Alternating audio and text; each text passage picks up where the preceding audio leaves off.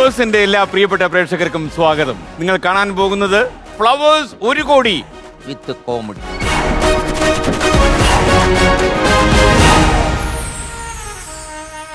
ആരാണ് ഇന്ന് ഈ മത്സരവേദിയിലേക്ക് വരുന്നത്? ഞാൻ എന്നോട് തന്നെ ചോദിക്കുകയായിരുന്നു.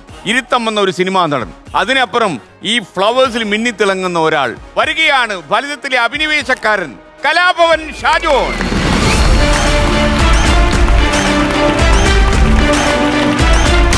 ഹായ് ഷാജോൺ. നമസ്കാരം സാർ. ആരോഗ്യമൊക്കെ എങ്ങനെ? ഗംഭീരമായിട്ട് പോകുന്നു. എല്ലാം ഓക്കെ അല്ലേ? എല്ലാം നമുക്ക് തകർക്കണം. ഷാജോൺ, ജീവിതമൊക്കെ എങ്ങനെ പോകുന്നു? നന്നായിട്ട് പോകുന്നു സാർ. സിനിമകളൊക്കെ ഒരുപാടായി തോന്നുന്നു. ദൈവാനുഗ്രഹിച്ചെല്ലാം ഭംഗിയായിട്ട് പോകുന്നു സാർ. അതിനു മുമ്പ് സാറ് പ്രത്യേക അഭിനന്ദനങ്ങൾ. വാർത്താ മാധ്യമ രംഗത്ത് 1ാം സ്ഥാനത്തെത്തിയ ആരോഗ്യത്തോടെ നമ്മൾ വർദ്ധിത വീര്യത്തിൽ മുന്നോട്ട് പോകുന്നു. അപ്പോ നമ്മുടെ ജീവിതമൊക്കെ എങ്ങനെ പച്ച പിടിച്ചോ? എല്ലാം ഗംഭീരമായിട്ട് പോകുന്നു. ബാങ്ക് ബാലൻസ് കൂടിയോ? കൂടിയിട്ടില്ല, മെയിൻറ്റെയിൻ ചെയ്തങ്ങ് പോകുന്നു. മെയിൻറ്റെയിൻ ചെയ്യുന്നു. പിന്നെ ലോൺ ഉണ്ടല്ലോ, എല്ലാവർക്കും ലോൺ ആണല്ലോ, അപ്പൊ അത് അടയ്ക്കാൻ വേണ്ടിയിട്ടാണല്ലോ നമ്മൾ എല്ലാ പരിപാടികളും കഷ്ടപ്പെട്ടാണ് ഈ മനുഷ്യൻ ജീവിക്കുന്നത്. എനിക്ക് സങ്കടം വരുന്നു കേട്ടോ. ഒരു ലൊക്കേഷനിൽ നിന്ന് മറു ലൊക്കേഷനിലേക്ക് ഇങ്ങനെ പാഞ്ഞുകൊണ്ടിരിക്കുക. അപ്പൊ തീരെ സമയം കിട്ടാത്തൊരു അവസ്ഥയാ. ഇല്ല, അങ്ങനൊന്നുമില്ല സാർ. ഞാൻ ഈ പറയുന്ന പോലെ പണ്ടും അതെ ഇപ്പോഴും അതെ, അങ്ങനെ ഒരുപാട് ഓടി നടന്നിട്ടുള്ള അഭിനയത്തിനോട് എനിക്ക് പണ്ടും താല്പര്യമില്ല. ഒരു സമയത്ത് ഈ പറയുന്ന പോലെ ദൃശ്യമൊക്കെ കഴിയുന്ന സമയത്തൊക്കെ, മൈ ബോസ് ഒക്കെ കഴിഞ്ഞ സമയത്തൊക്കെ 1 വർഷം 18 സിനിമകളിലൊക്കെ അഭിനയിച്ച വർഷങ്ങളൊക്കെ ഉണ്ട്. അത് കഴിഞ്ഞിട്ട് പിന്നെ നമ്മളിപ്പോൾ അങ്ങനെ ഓടി നടക്കലില്ല. നമുക്ക് കൂടി ഇഷ്ടപ്പെട്ട സിനിമകൾ എല്ലാം കൊണ്ടും നല്ലതെന്ന് പ്രേക്ഷകർക്ക് നമുക്ക് ഏകദേശം ഒരു ധാരണ വരുന്ന സിനിമകൾ ചെയ്യണം എന്നുള്ളതാണ് ആഗ്രഹം. അല്ലാതെ എല്ലാ ലൊക്കേഷനിലും ഓടി വലിയ താല്പര്യമില്ല. ഇല്ല, അത് നല്ലതാ. പ്രേക്ഷകരെ കുറിച്ച് ധാരണയുള്ളത്. അതെ അതെ, തീർച്ചയായിട്ടും. അപ്പൊ ഈ ആ പോലീസുകാരനാണ് ഈ ചതി വെച്ചത്. അതെ അതെ, പോലീസുകാരനാണ് അവർ പറയുന്നത്.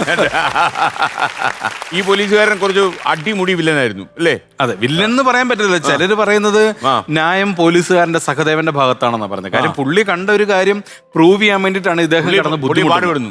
അതിന് ഓപ്പോസിറ്റ് ജോർജ് കുട്ടി ആയത് ലാലേട്ടൻ ആയതുകൊണ്ടാണ് മലയാളികൾക്ക് എന്നോട് ദേഷ്യം കൂടിയത്. ലാലേട്ടനെ ഞാൻ തോപ്പിക്കാൻ മലയാളികൾ സമ്മതിക്കില്ല, ഒരു കാരണവശാലും സമ്മതിക്കില്ല. ഒരു കാരണവശാലും. ലാലേട്ടൻ എന്ത് ചെയ്താലും നാട്ടുകാർ അവരുടെ കൂടെയാണ്. അപ്പൊ അതുകൊണ്ട് എല്ലാരും പറയാറുണ്ട് നിങ്ങളാണ്. ഇതിനിടയ്ക്ക് ഭാര്യ എടുത്തിട്ട് ചവിട്ടിന്ന് കേട്ടു. ഭാര്യയും മോളും ഒക്കെ ചവിട്ടി സാറേ, നന്നായിട്ട്. ഈ സിനിമ അവര് ദൃശ്യം കണ്ടിറങ്ങിയ ശേഷം ആ രാത്രിയിലാണോ സംഭവിച്ചത്? ആ രാത്രി അതുവരെ വലിയ കുഴപ്പങ്ങളില്ലായിരുന്നു. അപ്പൊ അന്ന് സെക്കൻഡ് ഷോ കഴിഞ്ഞപ്പോൾ ഞാൻ പറഞ്ഞു, മോളോട് പറഞ്ഞവരും, മോള് കുഞ്ഞാണ്, അപ്പൊ ഞാൻ പറഞ്ഞു മോളെ ഇങ്ങനെ അപ്പ തല്ലുന്നുണ്ട് ഒരു കൊച്ചിനെ, പക്ഷെ അത് ആക്ഷനാണ്, അഭിനയമാണ്, പിന്നെ ബാക്കി ശബ്ദം ഇടുകയാണ്, സീരിയസ് ആയിട്ട് കാണരുതെന്നൊക്കെ പറഞ്ഞായിരുന്നു. പക്ഷെ സിനിമ കണ്ടു കഴിഞ്ഞപ്പം ഇറങ്ങിയപ്പോൾ ഞങ്ങളോട് ചോദിച്ചു, മോളെ എങ്ങനെയുണ്ട്? കുഴപ്പമില്ല, ഇപ്പൊ ആക്ടിങ് അല്ലേ എന്ന് പറഞ്ഞു. വീട്ടിൽ ചെന്നതും ഭാര്യയും മോളും കൂടെ തള്ളി അകത്തോട്ടിട്ട് ആവോട്ട് ഇവിടുന്ന് ഇടിയായിരുന്നു. പറഞ്ഞാൽ സീരിയസ്ലി ഇടിയായിരുന്നു, നല്ല സീരിയസ് ആയിട്ട് ഇടിച്ചിട്ടാണ് ജീവിതത്തിൽ നല്ലൊരു അനുഭവം. അത് നല്ലൊരു, ഏതൊരു ആക്ടറിനും അംഗീകാരം എന്താ? അത്രയും റിയലിസ്റ്റിക് ആയിട്ട് അവർക്ക് തോന്നിയെങ്കിലല്ലേ അവർ ഇടിക്കും. തീർച്ചയായിട്ടും കളി. അതെ അതെ. പക്ഷെ അത് ഗംഭീരമായി. ഷാജോന്റെ ജീവിതത്തിലെ ഏറ്റവും നല്ല ഒരു കരിയർ ബ്രേക്ക് ആയിട്ട് മാറി. അതെ, ഒരു കഥാപാത്രം മതിയല്ലോ കരിയറും ബ്രേക്ക് ചെയ്യാൻ. അതെ, തീർച്ചയായും. അപ്പൊ എന്നോട് പലരും ചോദിക്കാറുണ്ട്, എന്റെ ചാച്ചൻ പോലീസായിരുന്നു. എന്റെ ചാച്ചൻ പോലീസായിരുന്നു, വിജിലൻസി. പണി അറിയാം. പിന്നെ തീർച്ചയായിട്ടും ഞാൻ ഓർമ്മ വെച്ച കാലം മുതല് പോലീസ് ക്വാർട്ടേഴ്സിലായിരുന്നു. അപ്പൊ ഒരുപാട് തരത്തിലുള്ള പോലീസുകാരെ കണ്ട് വളർന്ന ഒരാളാണ്. അപ്പൊ എല്ലാവരും എന്നോട് ചോദിച്ചിട്ടുണ്ട് ചാച്ചനെ ഇമിറ്റേറ്റ് ചെയ്തിട്ടാണ്. പക്ഷെ ചാച്ചൻ വിജിലൻസിലായിരുന്നുകൊണ്ട് തന്നെ ചാച്ചനെ യൂണിഫോം ഇട്ട് ഞാൻ കണ്ടിട്ടില്ല എന്നുള്ളതാണ് സത്യം.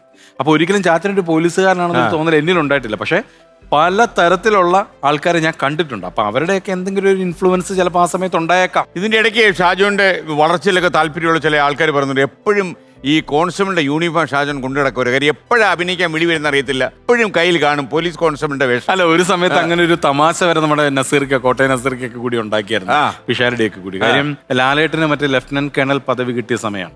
അപ്പൊ ഇങ്ങനെ പറഞ്ഞായിരുന്നു, 3 പടത്തിൽ അഭിനയിച്ച പട്ടാളക്കാരനായിട്ട് അഭിനയിച്ച ലാലേട്ടന് ലഫ്റ്റനന്റ് കേണൽ പദവി കൊടുക്കണമെങ്കിൽ 150 സിനിമയിൽ പോലീസായ ഷാജോണിന് ഒരു പാറാവുകാരനെങ്കിലും ആക്കണം, അതെങ്കിലും കൊടുക്കണം. അങ്ങനെ പറഞ്ഞൊരു സമയം ഉണ്ടായിരുന്നു. പോലീസ് ഡ്രസ് ഇങ്ങനെ കരുതി വെച്ചോണ്ട് എപ്പോഴെങ്കിലും വിളി വന്നിട്ട് ഉപയോഗം ഉണ്ടായിട്ടുണ്ടോ? അല്ല, അത് തമാശ ഉണ്ടാക്കുന്നുണ്ട്. പക്ഷെ റിയൽ ലൈഫിൽ അങ്ങനെ ഒരു സംഭവം ഉണ്ടായിട്ടുണ്ട്. അത് പക്ഷെ സിനിമയിലല്ല, അതിന് മുമ്പുണ്ടായിരുന്ന മിമിക്രി ഒരു സമയ കാലഘട്ടത്തിലൊക്കെയാണ്. അത് പറയുകയാണെന്നുണ്ടെങ്കിൽ പ്രോഗ്രാമിന് പോകുമ്പോൾ നമ്മൾ കോസ്റ്റ്യൂം നമ്മൾ തന്നെ കൊണ്ടുപോകണല്ലോ. സിനിമയിലെല്ലാം അവരൊക്കെ തരുള്ളൂ, നമ്മൾ തന്നെ കൊണ്ടുപോകണം. അപ്പൊ അങ്ങനെ എറണാകുളത്ത് ഒരു പ്രോഗ്രാം കഴിഞ്ഞാൽ, ഞാൻ കോട്ടയംകാരനാണ്, കോട്ടയത്താണ് താമസിക്കുന്നത്. വാരിശ്ശേരിയിലായിരുന്നു. ഞാൻ റിട്ടയർ ആയതിനു ശേഷം വാരിശ്ശേരിയിലായിരുന്നു. അപ്പൊ ഇങ്ങനെ വൈറ്റിലെ ഒരു ദിവസം കോട്ടയത്തിന് പോകാൻ വേണ്ടി ബസ് കാത്ത് നിൽക്കുകയാണ്. അപ്പൊ പ്രോഗ്രാം കഴിയുന്ന സമയം അറിയാലോ, ഒരു 2 മണി 3 മണി സമയത്തൊക്കെ ആയിരിക്കും നമ്മൾ പോകുന്നത്. അപ്പൊ ബസ്സൊന്നും ഉണ്ടാവില്ല, നമ്മൾ ഏതെങ്കിലും ഒരു ലോറി പിടിച്ച് പോവാന്നുള്ളതാണ് ഏറ്റവും നമ്മുടെ ഉത്തമമായ ലക്ഷ്യം. മാർഗ്ഗം. അതേ പറ്റുള്ളൂ. അപ്പൊ ഞാനിങ്ങനെ നോക്കി നിൽക്കും, ഞാൻ ഒറ്റയ്ക്കേ ഉള്ളൂ. നോക്കി നിൽക്കുന്ന സമയത്ത് ലോറി വന്ന് ഞാൻ ലോറിക്കകത്ത് കയറി കഴിഞ്ഞപ്പോഴാണ് ഇത് ഇച്ചിരി കുഴപ്പമാവുക. കാര്യം നല്ല കപ്പട മീശക്കാരൻ്റെ തമിഴന്റെ ലോറിയാണത്. തമിഴിന്റെ കൂടെ ഒരു കയ്യാൾ ഒരാളുണ്ട്. അപ്പൊ അവരെന്തൊക്കെയോ തമിഴിൽ പറയുന്നുണ്ട്, ഇടയ്ക്ക് എനിക്ക് എന്നെ നോക്കുന്നുണ്ട്. ഞാൻ എന്തൊക്കെയോ പറയുന്നുണ്ട്. അപ്പൊ എനിക്ക് തമിഴ് അറിയാൻ മേലാത്തോണ്ട് ഞാൻ ഇങ്ങനെ നോക്കി, എനിക്കൊരു ടെൻഷനായി. അപ്പൊ എനിക്ക് ഉറങ്ങണം എന്നുണ്ട്, കാര്യം കണ്ടിന്യൂസ് പ്രോഗ്രാം ആയതുകൊണ്ട് നല്ല ക്ഷീണം ഉണ്ടല്ലോ. അപ്പൊ ഞാൻ ഉറങ്ങണം എന്നുണ്ട്, പക്ഷെ ഉറക്കവും വരുന്നില്ല. പിന്നെ കുറച്ച് സമയം ഇരുന്നപ്പോഴേ എനിക്കൊരു ഐഡിയ തോന്നി, ബാഗിനകത്ത് പോലീസ് കോസ്റ്റ്യൂം ഇരിക്കുകയാണല്ലോ. അപ്പൊ ഞാൻ പയ്യെ ബാഗ് ഒന്ന് തുറന്നിട്ട് ഈ SIയുടെ കോസ്റ്റ്യൂം ഒക്കെ ഒന്ന് എടുത്ത് ഒന്ന് മടക്കി ഒന്ന് നിവർത്തേക്ക് ഒന്ന് വെച്ചോണ്ടേ തമിഴൻ കണ്ട്, സാർ நீங்க யாரு சார்? ഞാൻ പറഞ്ഞു SIயா எங்க சார்? ഞാൻ പറഞ്ഞു ഏറ്റുമാനൂർ സ്റ്റേഷൻ. அப்படியே சார், முன்னாடியே சொல்ல வேண்டாம் சார். என்ன சார் ഇത്? சார் சாய் ஏதாவது காப்பி சார்? നമ്മൾ ഒന്നും വേണ്ട നിങ്ങൾ വിട്ടോ എന്ന് പറഞ്ഞു. മുന്നണിയെ சொல்லணும் വേണ്ടുമാ സാർ എന്നൊക്കെ പറഞ്ഞിട്ട് പയ്യെ വണ്ടി വിട്ടു. അപ്പൊ എനിക്ക് മനസ്സിലായി മാര് വരണ്ടു. ഞാൻ പയ്യെ ഇരുന്ന് ഒന്ന് മയങ്ങി. കുറച്ച് കഴിഞ്ഞ് എഴുന്നേറ്റ് കഴിഞ്ഞപ്പോൾ ലോറി നിർത്തിയിട്ടിരിക്കുക. ഡ്രൈവറും ഇല്ല, കിളിയില്ല. ഞാനിങ്ങനെ അങ്ങോട്ടും ഇങ്ങോട്ടൊക്കെ നോക്കിയപ്പോൾ ഫ്രണ്ടിൽ ഒരു പോലീസ് ജീപ്പ് കിടപ്പുണ്ട്. ഞാൻ നോക്കുമ്പോൾ ഇവർ അവിടെ നിന്ന് എന്തൊക്കെയോ പറഞ്ഞോണ്ടിരിക്കും. ഇങ്ങനൊക്കെ ആക്ഷൻ മാത്രമേ എനിക്ക് കാണാവുള്ളൂ. കുറച്ച് കഴിഞ്ഞപ്പോൾ ഒരു പോലീസുകാരൻ നടന്നു വന്നു. ഹലോ, എവിടെ പോയി? ഞാൻ പറഞ്ഞല്ല സാർ, ഞാൻ ബാബാ എന്നെ പയ്യെ ഇറക്കി. ഏറ്റുമാനൂരാണ് സ്ഥലം. നേരെ അങ്ങോട്ട് കൊണ്ടുവന്ന് പോലീസ് ചെക്കിങ്ങാ. തമിഴ്, സാർ சொல்லுங்க சார், நீங்க யாருன்னு சொல்லுங்க சார், இவருக்கு தெரியாது சார், சொல்லுங்க சார். ഞാൻ പറഞ്ഞല്ല, ഞാൻ ആരാന്ന് പറഞ്ഞേ?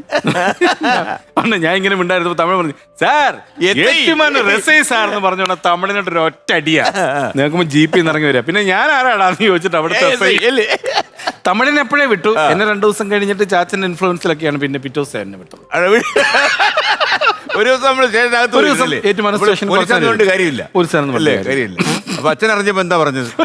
ഇപ്പൊ നമ്മൾ ഈ പറയുന്ന പോലെ ഓരോ യാത്ര പോകുമ്പോഴൊക്കെ ഓരോ അനുഭവങ്ങളാണ്. പിന്നെ തീർച്ചയായും സൂപ്പറായി. ഈ കരിയർ തുടങ്ങുമ്പോഴേ എനിക്കൊന്ന് ഒരു തമാശക്കാരനാ തീരുമാനിച്ചിറങ്ങിയതാണോ അതോ അല്ലല്ല ആകസ്മികമായി വന്ന് പെട്ടെന്നാണ്. കാര്യം എന്റെ ചേട്ടനാണ് ആദ്യമായിട്ട് മിമിക്രി തുടങ്ങുന്നത്. എത്ര പേരാ? ഞങ്ങൾ 2 ആമ്പിള്ളേരാണ്. അപ്പൊ അങ്ങനെ ചേട്ടന്റെ മിമിക്രി കണ്ടിട്ടാണ് ഞാനും മിമിക്രിയിലേക്ക് വരുന്നത്. അങ്ങനെയൊക്കെ വന്നൊരു എനിക്കൊന്ന് ഷാജുൻ അത്യാവശ്യം എന്നിട്ട് പാടുമല്ലോ. പ്രത്യേകിച്ച് എനിക്കൊന്ന് കലാഭവൻ മണിയുടെ പാട്ടൊക്കെ പാടാം. നമുക്കൊരു അതിമനോഹരമായ പാട്ടോടങ്ങ് തുടർന്നാലോ? തീർച്ചയായും. മണിച്ചേട്ടനെ കുറിച്ച് പറയുമ്പോൾ ഞാൻ എവിടെ പോയാലും മണിച്ചേട്ടനെ കുറിച്ച് പറയാതിരിക്കില്ല. കാര്യം മണിച്ചേട്ടൻ എൻ്റെ ജീവിതത്തിൽ അദ്ദേഹം അറിഞ്ഞോ അറിയാതെയൊക്കെ ഒരു പാട്ടായിട്ടുണ്ട്. ആണോ? കാരണം ഞാൻ ആദ്യമായിട്ട് സിനിമയിൽ വന്നത് മണിച്ചേട്ടന്റെ ഡ്യൂപ്പായിട്ടാണ്. സാറിന് അറിയാവുന്ന മൈ ഡിയർ കരടി സിനിമയിൽ വലിയ കരടിയുടെ വേഷമായിട്ടാണ്. അത് ഒരു കരടിയല്ല, 3 കരടിയാ. അതിനകത്ത് കാണുന്ന കരടി എല്ലാം ഞാനാ. അങ്ങോട്ടും ഇങ്ങോട്ടും ഒക്കെ പല കരടികളും പോകുന്നുണ്ട്. അത് മൊത്തം തോലായിരുന്നു. പിന്നെ തോലാണെന്ന് എന്റെ കട്ടി എന്ന് പറഞ്ഞാൽ അത് ഭയങ്കര തിക്കനസുള്ള സാധനമാണത്. കോട്ടയം നസീർക്കാണ് പറയുന്നത്. കാര്യം മണിച്ചേട്ടൻ ഒരു 3 ദിവസം അതിനകത്ത് അഭിനയിച്ചു മൈ ഡിയർ കരടിയിൽ. അപ്പോഴാണ് അദ്ദേഹത്തിന് ആ സമയത്ത് മണിച്ചേട്ടൻ ഒരു 3-4 സിനിമയിൽ ഒരുമിച്ച് അഭിനയിച്ചുകൊണ്ടിരിക്കുന്ന ഒരു ടൈമാണ്. അപ്പൊ അതിന്റെ പ്രൊഡക്ഷൻ ഉള്ളവർക്ക് മനസ്സിലായി ഇങ്ങനെ ഇതിനകത്ത് മണിയാണെന്നുള്ള കാര്യം ആർക്കും മനസ്സിലാവില്ല. പിന്നെ ഒരു ഡബ് ചെയ്താൽ മതിയല്ലോ. അപ്പൊ കലാഭവൻ മണിയുടെ ഏകദേശ ശരീരഭാഷയൊക്കെ അനുകരിക്കാൻ പറ്റുന്ന ഒരാളെ വെച്ച് നമുക്ക് ചെയ്യാം. അങ്ങനെ പറഞ്ഞിട്ടാണ് കോട്ടയം എടാ നിന്റെ മുഖം ആരും കാണില്ല, പക്ഷെ 10-40 ദിവസം വേണം അഭിനയിക്കാൻ പറ്റും. അപ്പൊ നമ്മൾ പുറത്ത് നിന്റെ മുഖം പുറത്താരും കാണിക്കാൻ കൊള്ളില്ല, ഉള്ളിലായിരിക്കും എന്ന് പറഞ്ഞു. അപ്പൊ ഞാൻ പറഞ്ഞു ഓക്കെ, നമ്മൾ എങ്ങനെങ്കിലും സിനിമയിൽ കയറിയാൽ മതി എന്ന് പറഞ്ഞിരിക്കുന്ന ഒരു സമയമായിരുന്നു. അപ്പൊ അങ്ങനെ സിനിമയിൽ വന്നു. പക്ഷെ അതിന്റെ റൈറ്റേഴ്സ് ആയിരുന്നു CB K തോമസ്, ഉദയകൃഷ്ണ എന്ന് പറയുന്ന സൂപ്പർ ഹിറ്റ് റൈറ്റേഴ്സ്. അപ്പൊ അവരുമായിട്ടൊരു കണക്ഷൻ ഉണ്ടായി. അപ്പം അതിനുശേഷം അവരുടെ എല്ലാ സിനിമകളും ഒരു സീനാണെന്നുണ്ടെങ്കിലും അവരെന്നെ വിളിക്കും. കാര്യം ഈ ഒരു ഇമോഷൻ ഉള്ളത് കൊണ്ടാണ്. ഒരു ദിവസം ഈ മാസ്ക് ഒരു മനുഷ്യൻ ഇത്രയും അല്ലേ പാവൊരു സാധനം വെറുതെ പറഞ്ഞാൽ ഒരു ദിവസം അതിന്റെ അസോസിയേറ്റ് ഡയറക്ടർ ആയിരുന്നു തോംസൺ K തോമസ് എന്ന് പറഞ്ഞിട്ട്. ഈ ഭക്ഷണമൊന്നും കഴിക്കാൻ പറ്റത്തില്ലല്ലോ. അല്ല, ഭക്ഷണം ഇത് മാത്രം ഊരും. ഇപ്പോഴെന്നൊക്കെ പറഞ്ഞു കഴിഞ്ഞാൽ ക്യാരവൻ ഉണ്ടാവും ആൾക്കാർക്ക്, ആർട്ടിസ്റ്റുകൾ ക്യാരവൻ ഉണ്ട്. ക്യാരവനിൽ അന്ന് ക്യാരവൻ ഇല്ലല്ലോ. ഈ മാസ്ക് മാത്രം ഊരിത്തരും, ഒരു ഫാൻ വെച്ച് തരും, അത്രേ ഉള്ളൂ. അപ്പൊ അന്ന് ഫാൻ വെച്ച് തരുന്ന ആൾ നമ്മുടെ തോംസൺ ചേട്ടനാണ്. തോംസൺ K തോമസ് എന്ന് പറഞ്ഞിട്ട് ഡയറക്ടർ ഒന്നുണ്ട്, സൂപ്പർ ഹിറ്റ് പടങ്ങൾ ചെയ്ത തോംസേട്ടനാണ്. ഒരു ദിവസം തോംസേട്ടൻ ഈ മാസ്ക് ഊരുമ്പോൾ ഞാൻ കരഞ്ഞോണ്ടിരിക്കുകയാണ്. തോംസേട്ടൻ ഇപ്പോഴും എന്നോട് കാണുമ്പോൾ പറയടാ, നീ അന്ന് കരഞ്ഞ ആ കണ്ണുനീർ എന്റെ മനസ്സിൽ ഇപ്പോഴും ഉണ്ട് എന്ന് പറയാം. പക്ഷെ നമുക്കത് ഇട്ടിട്ട് പോകാൻ പറ്റില്ല. നമ്മൾ കമ്മിറ്റ് ചെയ്തൊരു കാര്യമാണല്ലോ. പിന്നെ നമുക്ക് സിനിമയോടുള്ളൊരു ഇഷ്ടം, അപ്പൊ നമുക്ക് ഇത് ഇട്ടിട്ട് പോകാനും തോന്നും. പിന്നെ മണിച്ചേട്ടന്റെ ഡ്യൂപ്പ് എന്ന് പറയുന്നൊരു ഇതുണ്ട്. അപ്പൊ നമ്മൾ കലാഭവൻ മണി വന്ന് ഇത് കണ്ടോ? നമ്മൾ മണിച്ചേട്ടൻ ആക്ച്വലി അറിഞ്ഞിട്ടില്ല ഞാനാണ് ചെയ്യുന്നത്. അന്ന് എന്നെ പരിചയമില്ല മണിച്ചേട്ടൻ. അപ്പൊ അതിനുശേഷം ഇതിന്റെ ലാസ്റ്റ് ഒക്കെ ആയി കഴിഞ്ഞപ്പോ സോങ് ഷൂട്ട് ചെയ്യുന്ന സമയത്താണ് മണിച്ചേട്ടൻ വരുന്നത്. അപ്പോഴാണ് മണിച്ചേട്ടൻ. അപ്പൊ മണിച്ചേട്ടൻ നമ്മൾ കലാഭവനിലെ ആർട്ടിസ്റ്റ് പിന്നെ വലിയ സ്നേഹമായിരുന്നു മണിച്ചേട്ടൻ നമ്മളോട്, ഭയങ്കര കാര്യമാണ്. അപ്പം അതാണ് നമ്മുടെ സിനിമയിലെ തുടക്കം. പിന്നെ കലാഭവനിലാണെന്നുണ്ടെങ്കിൽ മണിച്ചേട്ടൻ പോയതിനു ശേഷം മണിച്ചേട്ടനെ ചെയ്ത പോലത്തെ കുറേ ക്യാരക്ടേഴ്സ് മിമിക്രിയിൽ ചെയ്തുകൊണ്ടിരുന്നത് ഞാനാണ്. അപ്പം അങ്ങനെ പല രീതിയിലും മണിച്ചേട്ടനായിട്ടൊരു കണക്ഷൻ എനിക്ക് മാനസികമായിട്ട് ഫീൽ ചെയ്തിട്ടുണ്ട്. അതുകൊണ്ട് തന്നെ മണിച്ചേട്ടനെ കുറിച്ച് ഈ ഒരു വേദിയിലും പറയാൻ പറ്റിയതിൽ ഒരുപാട്. അപ്പൊ ഈ ബുള്ളറ്റ് ഒക്കെ ഓടിക്കാൻ അറിയായിരുന്നു അന്ന്? ബുള്ളറ്റ് എനിക്ക് നേരത്തെ ബുള്ളറ്റ് ഉണ്ടായിരുന്നു. അതുകൊണ്ട് പിന്നെ നമ്മൾ അതിനകത്ത് ലൈസൻസ് എത്ര വയസ്സിൽ കിട്ടി? ലൈസൻസ് ഒക്കെ നേരത്തെ എടുത്തായിരുന്നു. അതെ, എങ്ങനെ എടുത്തു? അതിനകത്ത് എന്തോ ഒരു ചെറിയ പ്രശ്നമുണ്ടല്ലോ. കാര്യം ഷാജോന്റെ മുഖത്തൊരു കള്ളച്ചിരി. ലൈസൻസ് എടുത്തതിന് എന്തോ ഒരു തട്ടിപ്പുണ്ടായിരുന്നു. ഇല്ല, ലൈസൻസ് എന്ന് പറഞ്ഞു കഴിഞ്ഞാൽ 2 വീലർ ലൈസൻസ് എനിക്ക് നേരത്തെ ഉണ്ടായിരുന്നു. അത് വെച്ചാണ് 4 വീലർ ഓടിച്ചത്. അല്ല, 4 വീലർ സത്യം പറഞ്ഞു കഴിഞ്ഞാൽ കുറച്ച് നാൾ അങ്ങനെ ഓടിച്ചോണ്ട് പോയി. അപ്പൊ അത് കഴിഞ്ഞപ്പോൾ എന്റെ ഫ്രണ്ട്സ് പറഞ്ഞാൽ അത് 4 വീലർ അങ്ങനെ ഓടിക്കാൻ പറ്റില്ല. നമ്മൾ പ്രോപ്പറായിട്ടൊരു ഒരാളെ വെച്ചിട്ട് വേണം നമുക്ക് പിന്നെ കാർ ഓടിച്ച് തന്നെ പഠിക്കണം. അല്ലാതെ 2 വീലർ ലൈസൻസ് ഉണ്ടെന്ന് പറഞ്ഞ് നമുക്ക് കാർ ഓടിക്കാൻ പറ്റില്ല എന്ന് പറഞ്ഞു. അപ്പൊ ഞാൻ വിചാരിച്ചു, അപ്പൊ എങ്ങനെ പഠിക്കണം എന്ന് വിചാരിച്ചു കഴിഞ്ഞാൽ നമ്മുടെ ഒരു കൂട്ടുകാരനുണ്ടായിരുന്നു, നല്ല കൂട്ടുകാരനാണ്, ചങ്ങനാശ്ശേരിയിലുള്ള ഒരാൾ കൊണ്ട് പറഞ്ഞു, പേര് ഞാൻ പറയുന്നില്ല, എടാ നീ ഒരു വണ്ടി എടുത്തു കഴിഞ്ഞാൽ ഞാൻ തന്നെ പഠിപ്പിച്ചോളാം എന്ന് പറഞ്ഞു. അപ്പൊ ഞാൻ പറഞ്ഞു ഓക്കെ, എത്രയാവും എന്ന് പറഞ്ഞു. നല്ല അടിപൊളി ഒരു വണ്ടി വന്നിട്ടുണ്ട്, ഒരു 1.25 ലക്ഷം രൂപയാവും എന്ന് പറഞ്ഞു. എത്ര വർഷം മുമ്പാന്ന് ഓർക്കണം. അപ്പൊ നമ്മൾ മിമിക്രിയും പരിപാടിയൊക്കെ ആയിട്ട് നടക്കുകയാണല്ലോ. ഞാൻ പറഞ്ഞു ഓക്കെ എടുക്കാന്ന് പറഞ്ഞിട്ട് പയ്യെ കുറച്ച് പൈസ കൊടുത്തിട്ടൊരു മാരുതി 1000 എന്ന് പറഞ്ഞൊരു വണ്ടിയാണ്. അത് എടുക്കുകയാണ്, സെക്കൻഡ് ഹാൻഡ് എടുക്കുകയാണ്. ഞാൻ പറഞ്ഞു എങ്ങനെ പഠിക്കും? ഒരു കുഴപ്പമില്ല വാ നീ പറഞ്ഞിട്ട് പുള്ളി വണ്ടി ഓടിക്കുന്നു, എന്നെ വിളിച്ചിരുത്തുന്നു.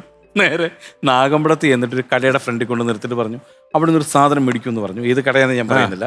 എന്നിട്ട് പുള്ളി ഞാൻ മേടിച്ചു വന്നപ്പോൾ പുള്ളി ഇപ്പുറത്തെ സീറ്റ് ഇരിക്കുക. എന്നിട്ട് പറഞ്ഞു ഓടിച്ചോന്ന്. ഞാൻ പറഞ്ഞു ചേട്ടാ എനിക്ക് നീ ധൈര്യമായിട്ട് ഓടിക്കും, ഞാനല്ലേ പറയുന്നു പറഞ്ഞ് പുള്ളി അവിടെ നിന്ന് മേടിച്ച സാധനം ഞാനിവിടെ ഉണ്ടല്ലോ, ഞാൻ കഴിച്ചോണ്ടിരിക്കുകയാണല്ലോ, നീ ധൈര്യമായിട്ട് ഓടിച്ചോന്ന് പറഞ്ഞു. ഞാൻ ഇരിക്കുന്നു, ഞാൻ അവിടുന്ന് വണ്ടി എടുക്കുന്നു, ഞാനിങ്ങനെ ഓടിക്കുന്നു, പുള്ളി മേടിച്ച സാധനം കഴിക്കുന്നു, ഞാനിങ്ങനെ ഓടിച്ചോടിച്ച് ബ്രേക്ക് ചവിട്ടെന്ന് പറഞ്ഞ് ബ്രേക്ക് ചവിട്ടി കഴിഞ്ഞപ്പം കാലെന്തോ കുറച്ചുകൂടെ താഴേക്ക് പോകുന്ന പോലെ എനിക്കെന്തോ ഒരു സംശയം. സാധാരണ നമ്മളിങ്ങനെ ഇവിടെ ക്ലച്ചൊക്കെ ഇവിടെയാണ്, ബ്രേക്ക് ഇവിടെ എന്തോ ചവിട്ടുമ്പോൾ എന്തോ കുറച്ചുകൂടെ ഇങ്ങനെ താഴോട്ട് പോകുന്നുണ്ട്. നോക്കുമ്പോൾ റോഡിൽ തട്ടുന്നുണ്ടോ എന്നൊരു സംശയം. കാലം താഴെ പോയി. ചേട്ടാ ഈ കാറിന് എന്തോ കുഴപ്പം, എന്താ നീ പറയുന്നത്? പുതിയ വണ്ടിയല്ലടാ, നമ്മൾ ഏറ്റവും പുതിയ സാധനം എടുത്തിരിക്കുകയല്ലേ, നീ എന്നെ പറയുന്നത്? ഞാനല്ലേ മേടിച്ചെന്ന് എന്ന് പറഞ്ഞ് ഞാൻ നീ എന്തായാലും ഒതുക്കെന്ന് പറഞ്ഞ് ഒതുക്കിയപ്പം ഇപ്പുറത്തെ സൈഡിൽ നോക്കുമ്പോൾ എന്റെ കാല് താഴെ കിടക്കുക. താഴത്തെ ഈ സാധനം കംപ്ലീറ്റ് തകരപരവതാനിയൊക്കെ പോയി. തകരയുടെ താഴത്തെ ആ ഫ്ലോർ കംപ്ലീറ്റ് ഇടയിൽ കൂടി ഒരു കാല് താഴെ ഇറങ്ങി വന്നു. നമ്മള് ക്ലച്ച് ചവിട്ടിയ റോഡിലാണ് ചവിട്ടുന്നത്. അങ്ങനത്തെ വണ്ടിയാണ് എടുത്തത്. അതിലാണ് ഞാൻ ഡ്രൈവിംഗ് പഠിച്ചതെന്ന് ഞാൻ പറയായിരുന്നു. അതുകൊണ്ട് തന്നെ നല്ല ഡ്രൈവിംഗ് സാറായിരുന്നു.